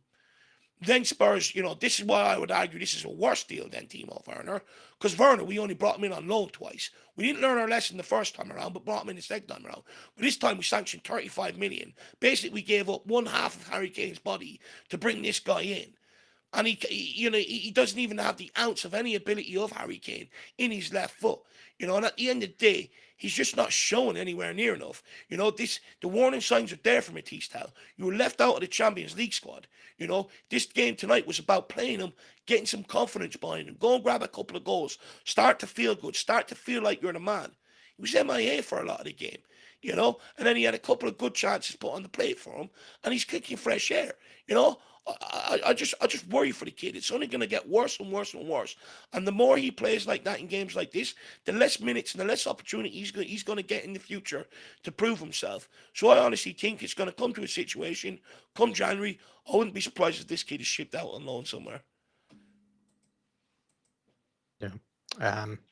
I agree with everything you're saying, Jerome. And I just think, I don't know, like we've tried to talk about a bunch of other players, but the whole chat tonight has just been, all about Matisse Tell. And I think that's because he probably had a lot to prove to a degree tonight. But then there just seems to be a massive fan club around him that has, clearly had a lot of faith in the kid to come good. And I just think tonight was a night where, you probably left more questions than answers really on the guy. And people who really are vouching for the guy, people that really love the guy, don't want to maybe admit that, to be honest. But like I say, I'm not obsessed with the dude. So it's just that's my take on it. To be honest, it's but we have to give our thoughts on it, and we have to address what people are bringing up, of course, in the chat.